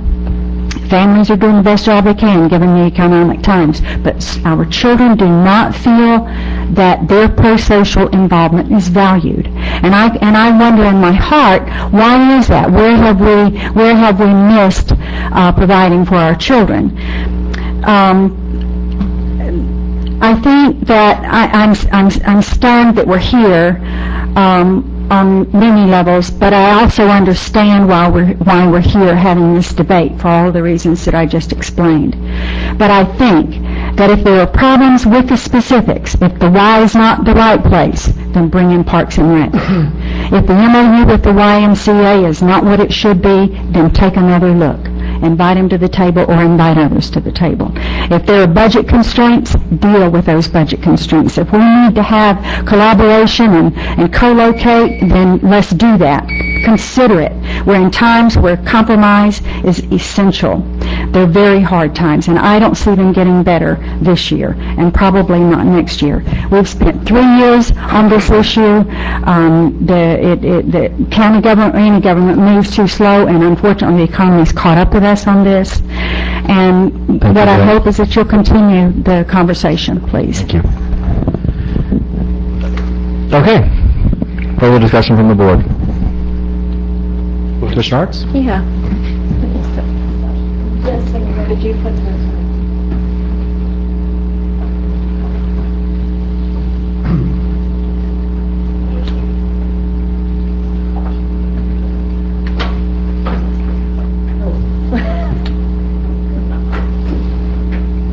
Is that the same? Yes. And I'm going to pass those down. Did I? Okay. And I know that this drawing is very familiar to some of you and not to others, so I think I'm going to review a little bit of history just so we're all on the same page before we continue the discussion. And first, I would like to start out reviewing the survey results. Doug Jones initiated this with help from Sherry Kraft and Scott Jackson at the Extension Office, and Wakulla.com. Ray Gray went to a number of community events and surveyed 700 people in this county. They either filled out online surveys or written surveys, and those results were tabulated, and I want to share a few key findings with you. And if the board wants to follow along, look at page 4. This is the same material we covered in the workshop. Yeah, but I'm just, yeah, okay. So, when asked, what kinds of activities, facilities would you like to see added to the 22-acre community center site? The number one choice was a swimming pool, and 84% of the people said that was their top choice. The second was a playground. That was almost 80%. The next highest was a gymnasium.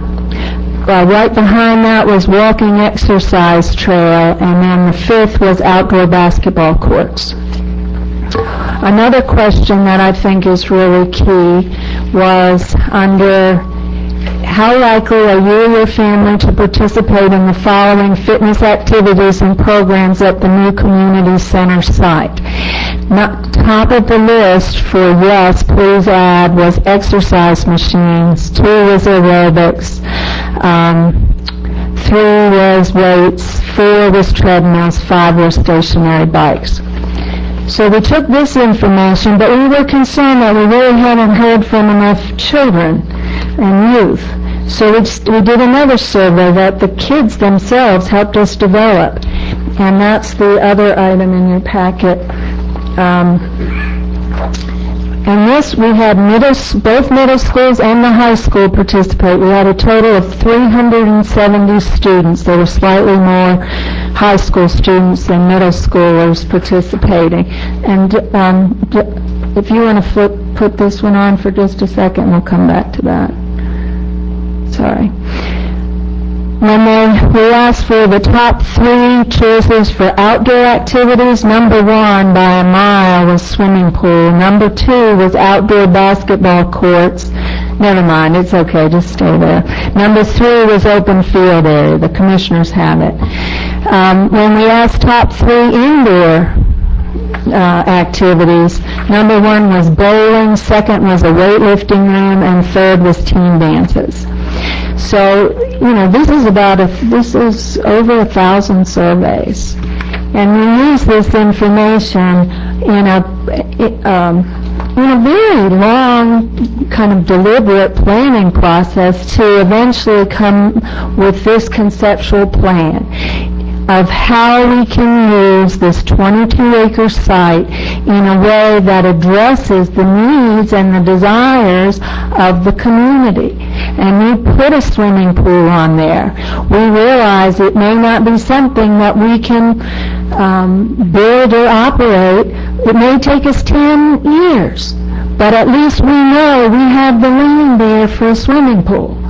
And we put the other things that they asked for: a playground, a walking trail, a gymnasium, weights. But then, we have to be practical. Okay, here's our vision. Here's what we want for this property. We have the open field. I forgot to mention that. Well, how are we may be able to gradually, through grants and other things, build this out. But how are we going to staff it? And that's where it was actually county staff who proposed this approach, and Doug Jones was a leader in this, the YMCA, Boys and Girls Clubs, a couple other organizations, to come in and operate this at no cost to the county. That was the deal. It had to be operated, it had to be self-sufficient. We put out an RFP, only the Y responded. They said, we'll do it at no cost to the county. We'll have to charge membership fees, but we realize you want to reach lower income families too, so we have scholarships. And we won't make any money, but we won't lose any money. We'll do this without the county having to deal with the operating costs. So that really seemed to be our only viable option. We were also under a timeline of having gotten this $400,000 for a community center that had to be spent by September of 2013. We know we needed to spend that on this site, and so that's where the focus has been in the immediate immediate is to create that gymnasium, which can be used for everything from the indoor basketball courts that the kids want, to holding graduation from the high school, to having teen dances, to having all kinds of events in that gymnasium, and then some of the Y will operate other programs. And I'm not here to defend the Y. They are very geared toward community service, and they provided us with a whole list of 67 different programs that could be offered depending on what the community wants. But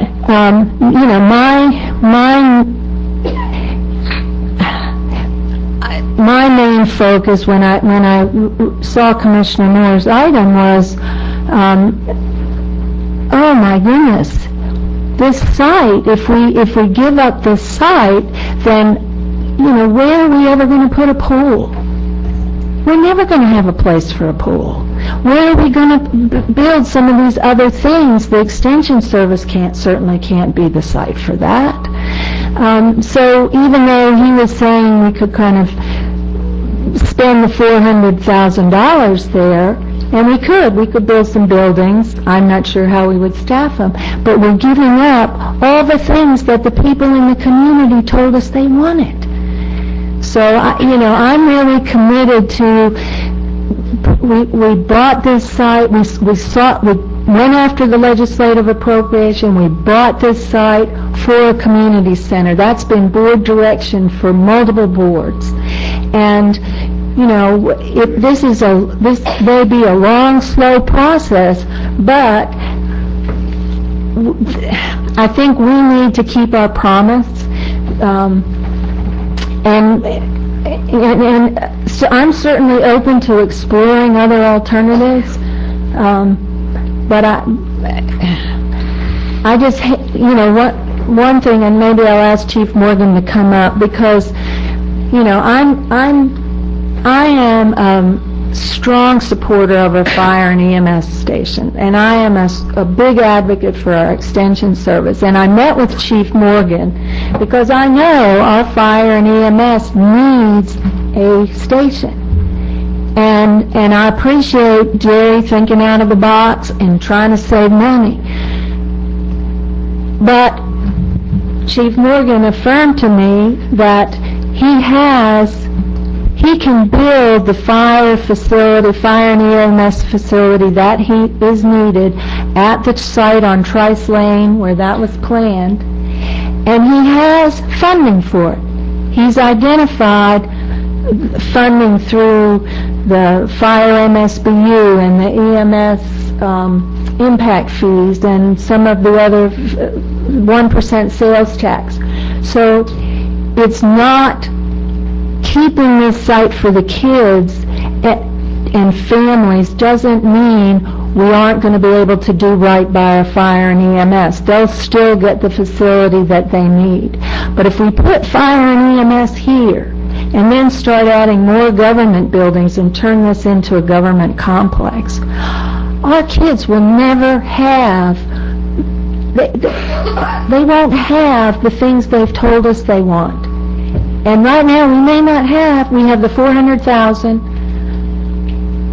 One of the reasons we formed this advisory committee was to start doing things like fundraising, writing grants, soliciting donations, getting the businesses on board to help fund this in its future development, however slow. So yeah, we don't have all the money right now, but I think over time we'll be able to do this. And the Y has promised that they will help with fundraising.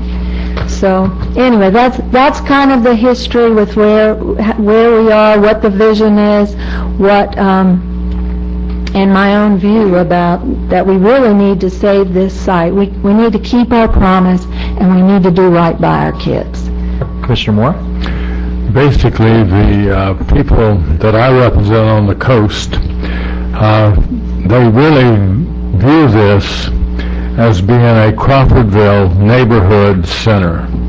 And generally speaking, the majority of them don't want any part of a Crawfordville neighborhood center.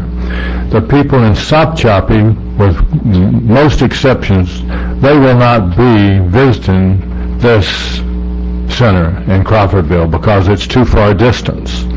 The people in Panacea cannot afford to drive up to this center every day for recreation. Their mothers and dads will work somewhere, so they don't have transportation to come to the Crawfordville Center.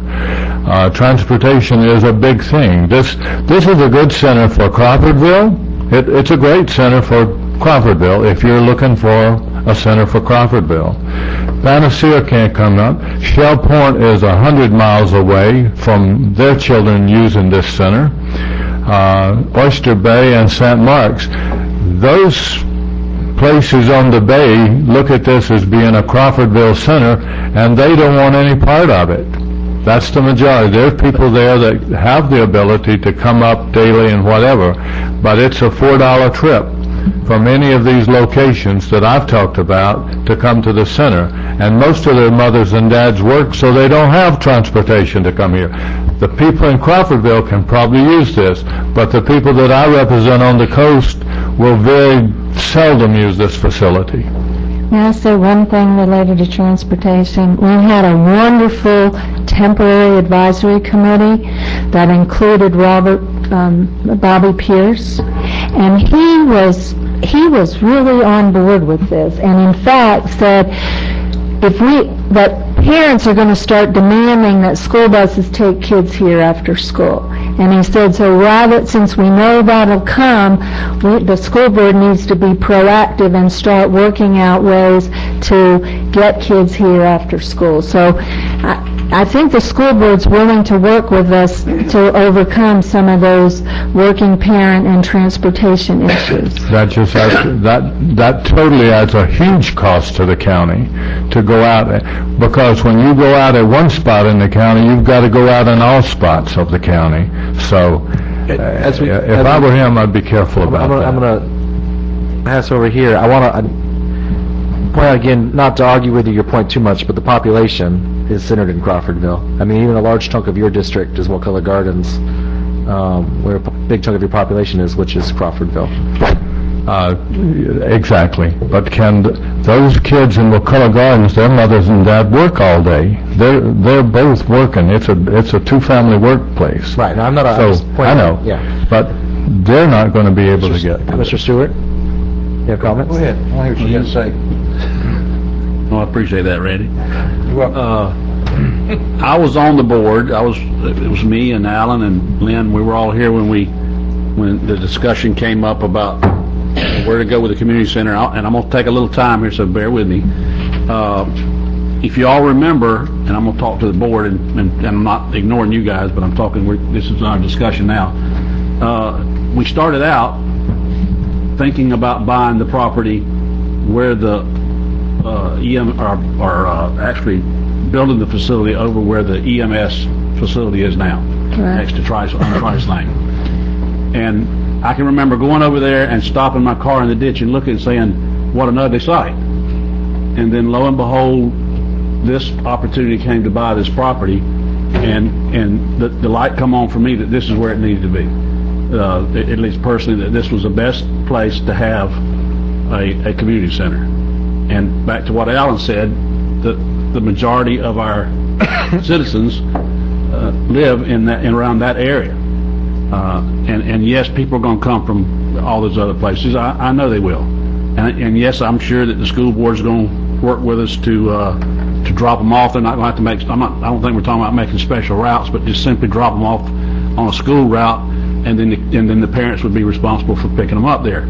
So that's an easy thing to do. So I voted for it, and I'm going to stick with it because I think that's where it needs to be. It's 22 acres. It's the most prime location that we could ever have. I can remember years ago when I was on the board, I think my first term, I tried my best to get a swimming pool. This is back when we had grant money, and I had found a grant to buy the land just north of it is still for sale, just north of the high school, because I work at the high school, and I know we had a swim team, and I knew how many, and I've worked with kids every day. That's what I do for a living. And I knew how bad they wanted a swimming pool. Not just the ones I taught, but all the kids. And so we tried to put a pool there. I brought that to the board, found the money to fund it. This was back when money was plentiful and the legislature was giving out grants, and we had the money to buy the land, and we had the money to pay for the pool. And nobody would vote with me. I can remember just absolutely getting no support. So that failed. And, years went by, and now we had this opportunity. I agree with some of the comments that were said about where the money came from. There was I was misled on some of it. That doesn't matter. That's water under the bridge, and we got to move on from this point forward. What I'd rather see is, I don't want to I'm disappointed, number one, with the committee. The committee, the first meeting of the committee, and I asked Simon Nelson, a good friend of mine who I work with at the school, to sit on that, be my member on the committee. And Simon spoke tonight, and Simon loves kids. He spends most of his off-duty time from the school working with young teenagers, teaching them to play basketball at high school. So he loves kids. And I know his passion for this thing. So I think it's important, guys, that if we don't do anything else but just move forward and build the minimum that we can get in there right now, and then I think if we build something, I heard people talk about you can go out and get people to fund things. Let's try that. But I'm so disappointed in the committee failing, because they met the first time and it was so adversarial that they couldn't get anything done. That, it was sort of a line drawn in the sand, and that's, I think that's bad for the kids' sake. The adults take that approach, and that's unfortunate that we look at that like that. We're not going to have a Taj Mahal. Maybe one day we will, and we got to have a vision. This group here we got to have a vision, guys, for what's ahead. 20 years from now, 50 years from now, when we're dead. Somebody will look back and say, "I'm glad those old guys and ladies did that." That's the way you got to look at it. I'm not trying to play on your heartstring. I'm just saying that I think the right thing to do is to continue forward with what we promised the community. They have bought into this idea, not everybody, and some people are frustrated with us for the money we spend, and I understand that. But we still have a responsibility to the community to build a community center, and this is the most appropriate place to do it. I'm of the opinion that we build this here. There's 22 acres. It can expand.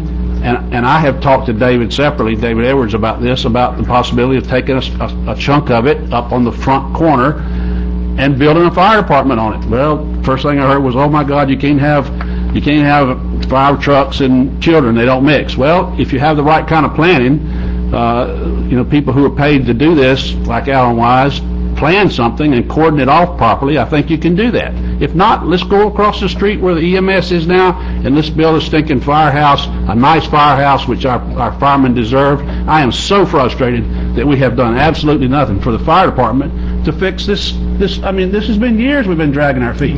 And I'm aggravated about it, and I've said it and said it and said it. I've said it up here, that we still haven't taken care of them. And I think we're delinquent, and I take the blame for that, because I haven't been voiceful enough about trying to get you guys off the dime so we can build them a stinking fire station. We have beat that around until it's ridiculous. So I'm of the opinion that let's move ahead. I know there's some concerns. I think that's a separate issue about what we're talking about tonight. I think it needs to possibly be re-advertised and some different language put in the RFP, and let's re-invite people to come back to the table. I don't have a problem with that. That's a separate issue. Right now, I think tonight we're trying to decide whether we want to move it. I don't want to move it over to that 7.5 acres. I've lived here all my life. I wouldn't want a swimming pool down there. You'd have to put a screen room over it. You're going to get eaten up with mosquitoes either place you put it, but especially down there. It's in a swamp. That whole area behind there is a swamp. I've run through there and played Cowboys and Indians when I was a little boy, so I know all about that area. I think this is where we want to be. I think we need to move ahead with the project. We have drug our feet long enough. It's been 3 stinking years, guys, and we haven't gotten anything done. The sheriff's department's got to have a facility built. We need to just back up and evaluate what our needs are, and let's look at what our resources are, and let's move forward from there. And we spent $40,000 already to Alan Wise's company already on this project.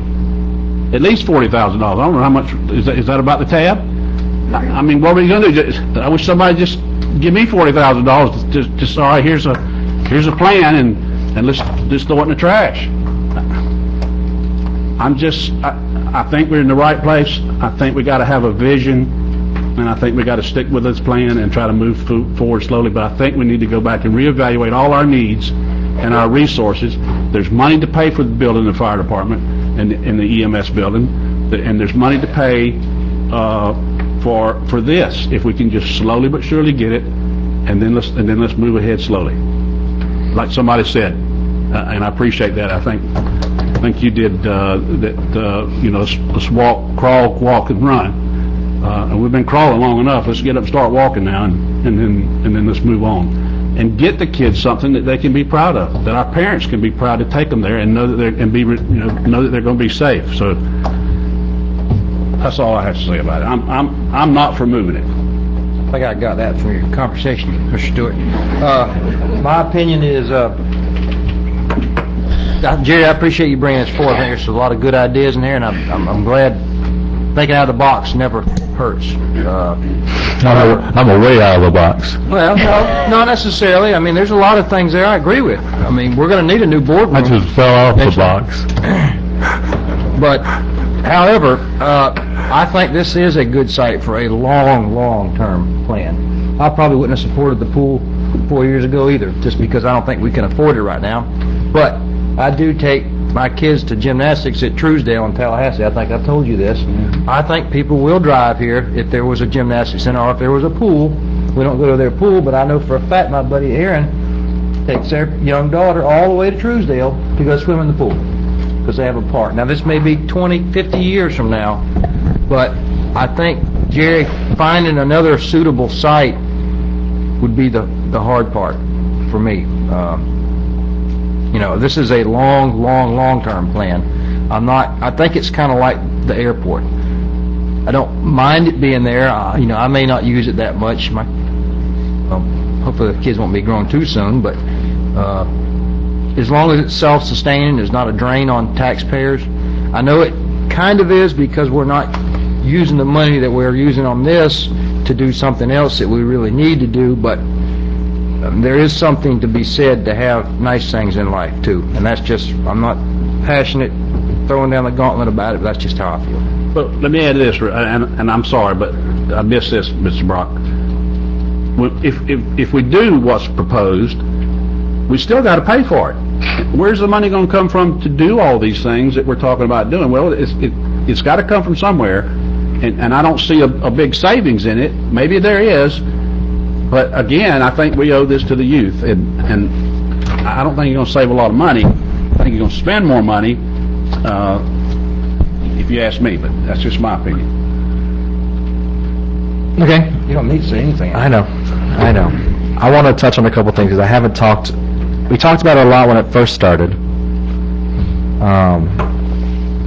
and then we haven't talked about it. And I just want to address a couple of my concerns. I like the YMCA. The YMCA has made me hesitant the whole time because it is the way it works. So I'm just going to put that out there again as we're moving forward.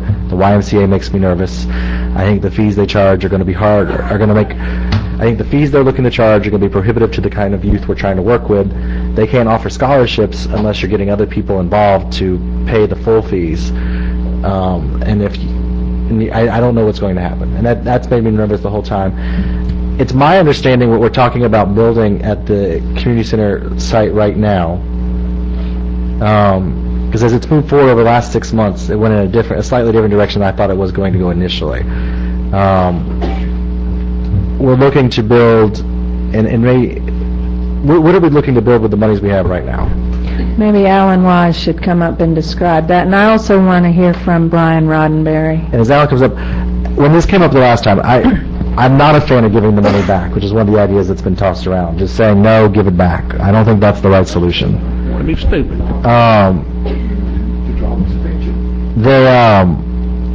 I think what we need to be doing is making sure we're investing and making sure we're doing the best. Picture was we can. done for free. Volunteers created this conceptual plan. It was an architect and people working for free. Yeah. So, Al, what are we looking to build right now? Currently proposed is a new building north of the two existing buildings that would be a multi-use space. We're calling it a multi-use space, but it would be about the size of an indoor basketball facility. Also, the western building is going to be renovated to contain a kid zone, which is like a little kids daycare area that's separated, kind of a controlled space where kids aren't running around all over the place, and that's a safe area for them to hang out. Also, a group fitness room for activities like Zumba or group aerobics, and then a room that will contain free weights and aerobic equipment, showers, restrooms, and locker rooms. The free weights is what really concerns me. Ted Gerald had called me about it, and I really didn't think about it. I apologize for that, but I don't want to be competing with a local business. I understand the thing about the kids. I agree with that 100%. The kids aren't going to join a gym. But, I mean, if we're directly competing against... Rebid it. Rebid the thing. Throw out the bid. Rebid Okay, it. so that's the point I'm getting ready to, that's the point I'm addressing now, because when it came up and the choices were move forward or don't move forward, because of sunshine laws and Commissioner Arch's involvement, I hadn't been participating very much in this. It came forward, it was much more focused to make the Y a successful business model so that the Y can make money to pay for the bills to have it work. If that's our only option, I think that's the way we do something like that. We don't give the money back. In my mind, when we first talked about a community center, and I thought we were talking about a community center up until we got really plans. I thought we were still discussing having more common space, less gym space, more like the old sanctuary being a meeting space kind of space room, like it is, where it's a common room that people could use for things for a community. If you need a community place for a performance, you have a community place for a performance. If you need a community space for a Zumba class, you can do it in this giant room that's just a generic room. It's aerobics. But if you, whatever you need. But then when you take that space and you turn it into an exercise room, where we're spending our limited money, I said yes. So I'm just saying it made me nervous, and I hadn't been involved enough, so I didn't want to criticize it. As this has come up, I'm now voicing my concern because it's come up again, so that people know where I'm coming from, especially if we start moving forward. It's what I heard from when I read Commissioner's Moore item, I read it as talking more about maybe looking at this space differently, and maybe even still doing all of this. But if we're going to make changes, so we're not building a YMCA first, because if we weren't going to partner with the YMCA and we're not going to build a free weights and a room for aerobic training and a room for kid care to compete with kid care facilities, then we take this money that we have and we have to spend in a certain time frame, and we fix what's been our historic community center for almost 50 years at the Extension Office, that when I was a kid, we held meetings at and nonprofit meetings at, and is in desperate need of renovations because it's falling apart. You look at fixing that building up. You don't necessarily give up on this. That's you don't have to give up on what's being discussed or the plan, but you may need to look for different funding while we try and figure out what we want to happen here so that everybody in the community, or it's embraced by the majority of the community. I think everybody thinks a pool's a good idea, if we can afford it. I don't think there's anybody who's against a pool, right? I'm just looking. I know Mike's in favor. I'm for it. I've always We've all said that pool, but a pool costs tons of money. And then you have liability issues. I basically am not for a pool, and I'll tell you why. We got cities all over the country that have closed pools. They're tremendously expensive to operate, and when your budget goes down, the first thing that's picked up is your pool. And I did put the caveat in there: if we have the money, I think we're all in favor of a pool.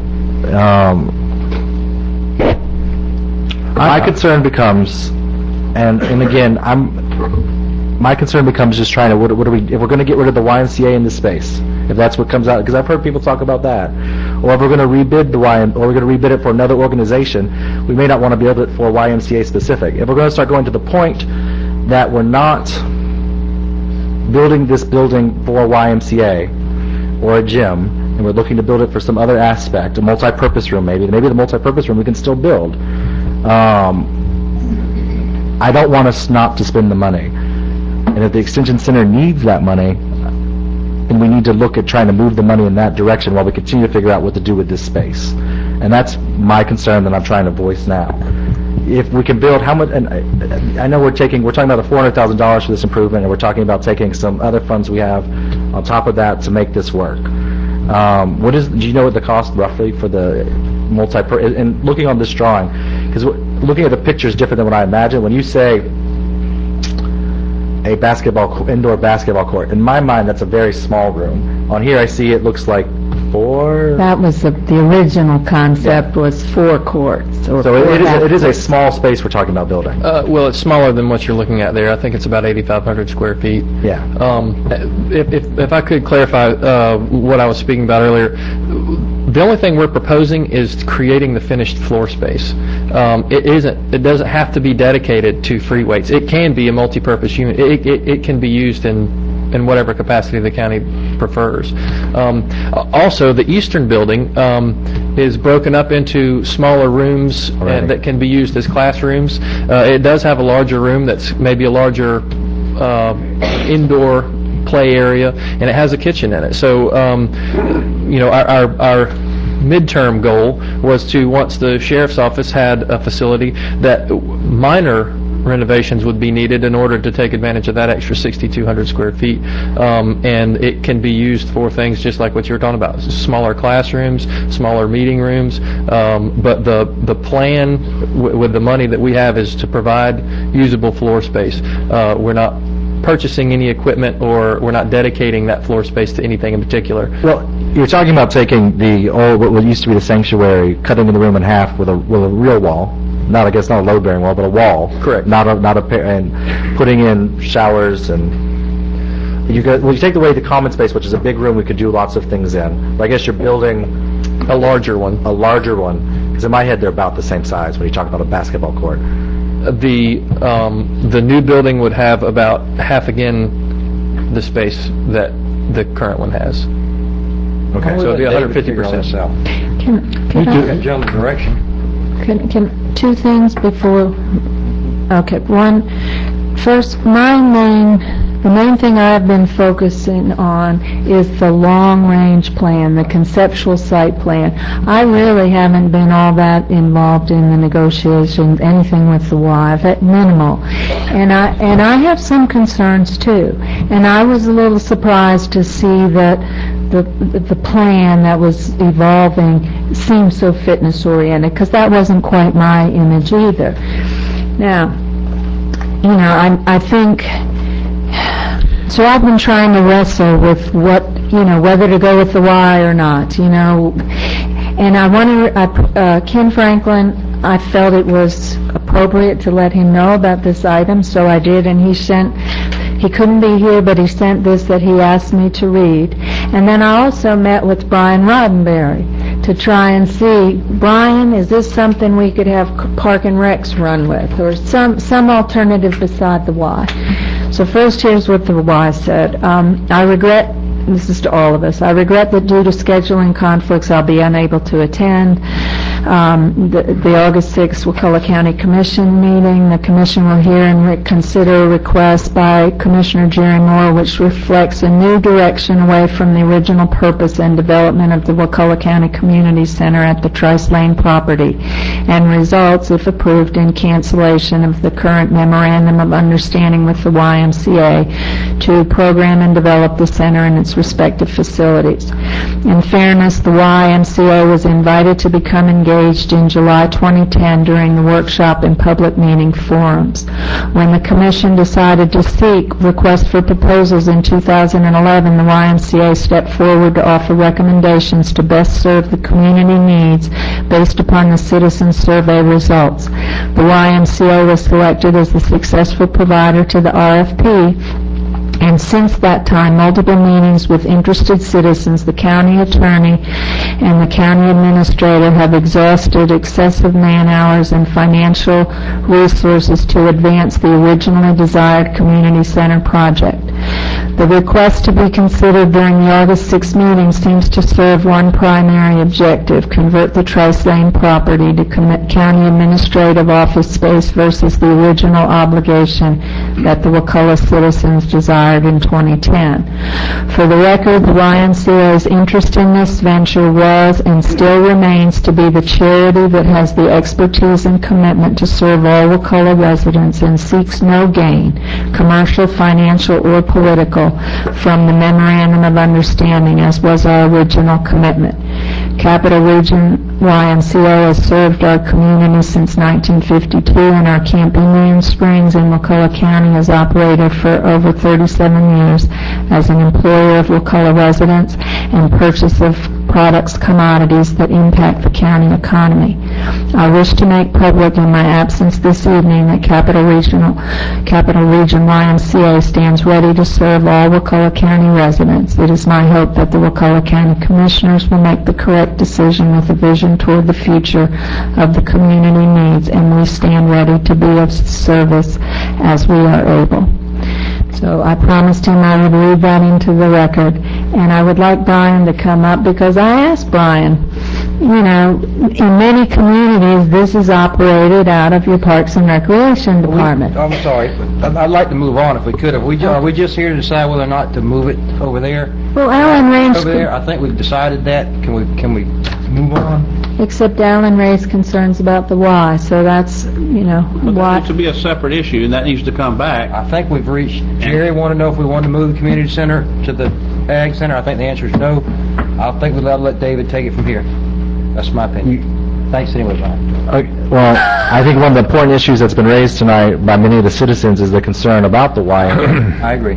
But I think it needs to be addressed separately, not under this item. I You really know, do. you know what would be so very good, what would be so really good on this is to take this to the voters and let them make a decision. They would make a decision, and I would love their decision. I'd support it, stand by it, finance it, or whatever. But we're here because we can't take every decision for the voter. You know, this would be so good to take to the Is there a voters. motion on the floor, Mr. Chairman? I'll withdraw my second. Is there a new second? See, Randy had such control. It dies for lack of a second. I do hope that some of this conversation will come up. Yeah, just to clarify a couple things is, number one is we last year a qualified RFP went out to the YMCA. They were the ones that went out to the public, and they were the ones that responded back to it. We've walked with them down this road. We need to continue to walk with them down this road, because the county cannot afford to operate this facility, nor does it have the expertise to do that. Now, we could staff up and do it, yes, but that means we got to staff up and do it. And that's the way, the current direction we've got is to work with the YMCA, and we can do that. I'll work closer with the committee, but I need to narrow the committee's focus down some, because we need to get this project moving forward, and you know, really a bunch of the committee work will happen in November and December. That committee is dysfunctional. That's right. I don't want a committee. I want it to be this be the committee right here. You working with us. We can do that, and we'll advance it forward, and just understand we need that operating entity such as the YMCA. And if you guys vote to rebid it, we can. But at the end of the day, we need somebody that's operate. The good thing about the Y is they offer a full spectrum of what we need. The pool operations, they can handle that, and they can handle all that stuff. Understanding we can do it, but we got to fund it. So, and right now we can't fund what we've got. So I think you understood my concern. That's right. At least minimize to as much extent as possible competing with. I agree, but also at the end of the day, we got to make it. They got to make it where they can work and where they can break even and help run the facility that are things they're not going to get. So there's a median there. So anyway, we'll move forward and we'll put the foot on the gas and take off with it. Basically, what is so bad about government, you start a project and then it takes on a life of its own. I told Ms. Arts when this thing started that, I didn't have so much problem with it as long as it didn't cost the county anything. But one thing has really come out of this really good tonight that I have found out. According to Ms. Arts, Chief Morgan has money to build his fire and EMS. He's identified sources, so Okay. we can... Well, no, I'm serious as I can be. If, I was trying to... Bring him up here. I was trying to save the county money because we could put it over here, but if Chief Morgan's got money to build his fire and EMS... It's taxpayer dollars, so. But anyway, That's not what I'm talking about. Let's move forward. May I say one thing to Mike, about the... Do you want to come back to it during discussion items? Okay, I'm not, because I think Move on. okay. because we have one more agenda item this evening. I'd like to get that done, then to finish the discussion. Sorry for not speaking into the microphone for citizens at home. County Attorney, any items? County Administrator, we have one item this evening. Yes, request board ratification to a letter submitted to Florida DOT for requesting to resurface High Drive. I hear a motion, do I hear a second? Can we have a little, Second for discussion? Yeah. where did that money, how did we get that money? I was getting ready to say that. Thank you, Mike. Yes, thank you, Mike. We, based upon Mike's connections with DOT, he was able to, and also based upon our performance, thank you, Alan Wise and Cleve, on Ray Wrinkle Road. We had savings there. The director, the DOT director said, hey, we need to help Wakulla County out because they actually returned some dollars back to the state. They didn't spend every single dollar. So they moved up funding, and they're going to allow us to move forward with High Drive,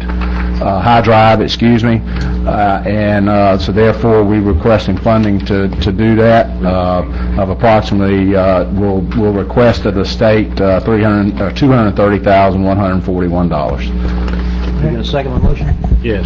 Motion is second. Second.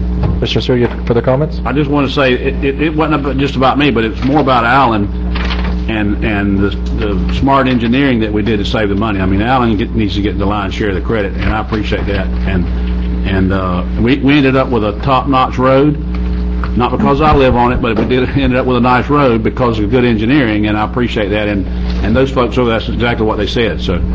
And by the way, that should be our model. That will be our model road moving forward, because that's the way we should pave it. If the state can pay for it. Yeah, on the scrap roads, we should be. That's right. On the scrap roads, that's exactly right.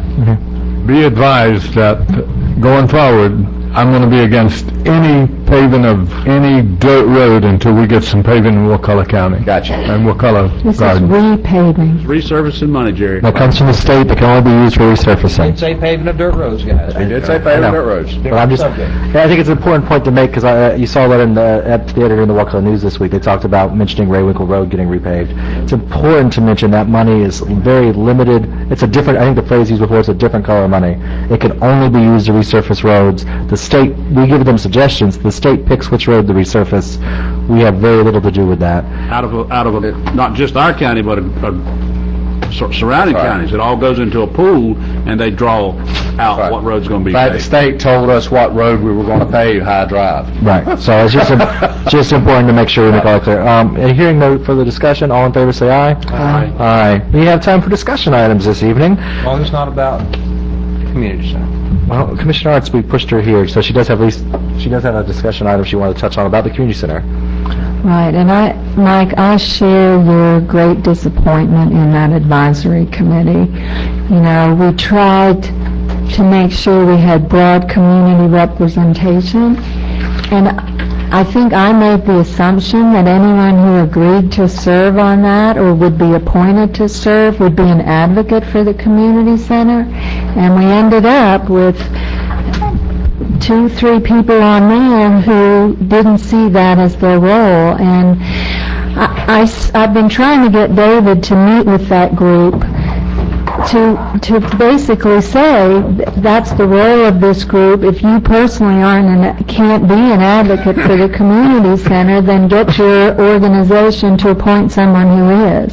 So I was hoping to maybe with a few of the people who weren't buying into this off the committee, that the rest of them who really are passionate about it could, move forward. But maybe it's too late now, I don't know. I think part of the problem, I don't know, we won't even go into it. I think the community center group could be done differently. Commissioner Moore, any further discussion? I think I've said enough. Commissioner Stewart? I'm going to just reiterate again, don't cut me off, Randy, the firehouse. I want us to ask somebody to get a plan. We have a plan for that, and it's we unveiled it a couple of weeks ago, and I'll share it with you again. We're rolling, instead of spending the dollars on that, that's where we're rolling in the $1.5 million for the fire and EMS facility. Okay. And tearing that down. The other item is speed limit on Cager-Posey Road north of 61. I would like to ask the board to increase that. I hate it's got to come to this level to do such things, but it does. We went on a field trip the other day and took the attorney, and we all kind of concluded that section of road is okay to be at 45 in our opinion. Now, we're not certainly traffic engineers by no means, but that piece of road should be increased to 45 miles per hour. You guys, I know y'all are aware of how many people now use that as an alternate route to Tallahassee.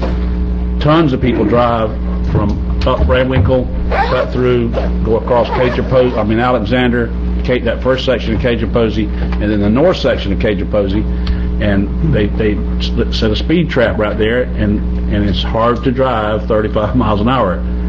Heard the song, I Can't Drive 55. Well, I'm just asking the board to, if I can get a 5-0 vote. If I can't, then I'll come back with an agenda item and try to get a 3-2 vote to increase the speed limit to 45. I had the same question on Radwinkle. I had a. It's 45 on Radwinkle. Well, bless your heart, Mr. Stewart.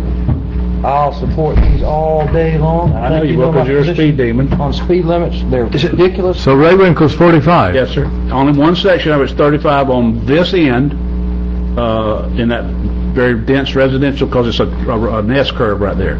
It's 35 right there. The rest of the place is 45, Jerry. I'd like to throw in the place in front of the community center. I ain't gonna do it, but I don't agree with that one either. Mike, Commissioner Stewart, you got my vote. I know. It's not that I'm against it. I feel like we're making these too arbitrary. I feel like this, and that makes me nervous. I don't like arbitrary. That's my issue. What if Mr. Stewart's motion was that we follow the daggum speed limit study that we paid money for, and it'll probably say it's supposed to be 45? Because what happens is politicians get up here and say, hey, I got a great idea. There's a daycare there. Let's drop the speed limit to 35.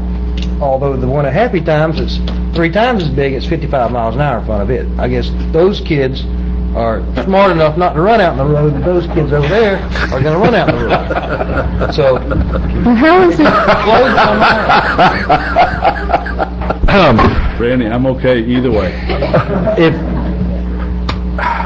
It just makes me, if we end up doing this, I want us to look for ways to look at the way we do this in the future, if it needs to, because I've had citizens, I know I had probably the same citizen call me who's calling you, because I assume this is a citizen initiative. I told him not to cuss quite so much.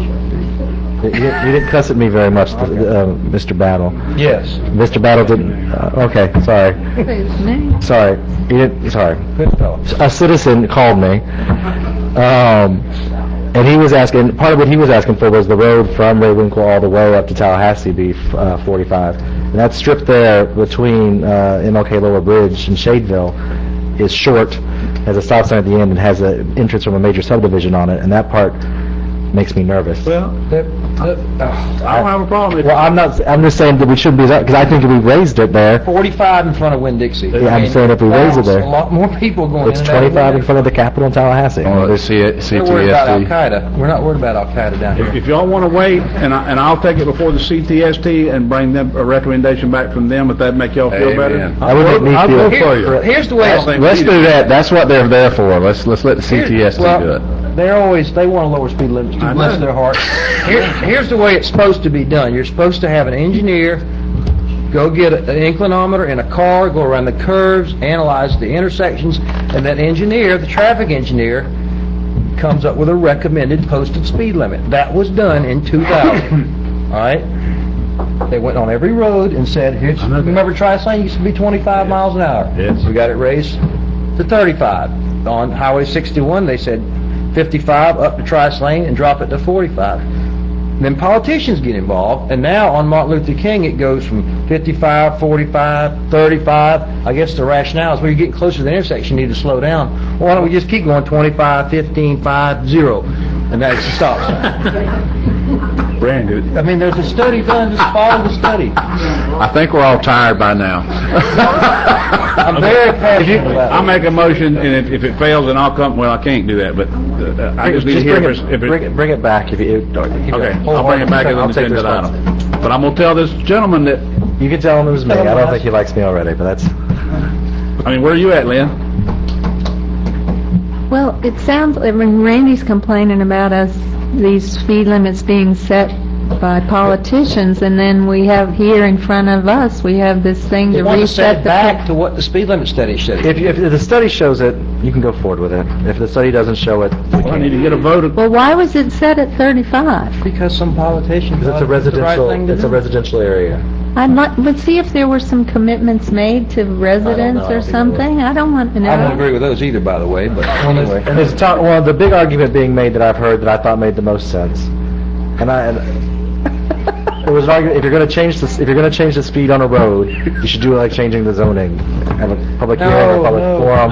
It's Discuss supposed to be it. based on engineering I'm not talking design. about changing that road, I'm not talking about changing Pedro Posey on I the know. south side of 61. I got you. Just the I north said side, up to, if the study supports it, go for it. and I talked to this gentleman, And he said that'd be okay? and he said that was fine. If you'll do that section, that's okay. Okay. You know what would Commissioner happen if you did it by zoning, like zoning? It'd be, you heard the old saying, don't tax you, don't tax me, tax that fellow behind the tree. All right, I'll make a motion that we change that portion of the road to 45. Second. Okay, we have a motion and a second. All in favor, say aye.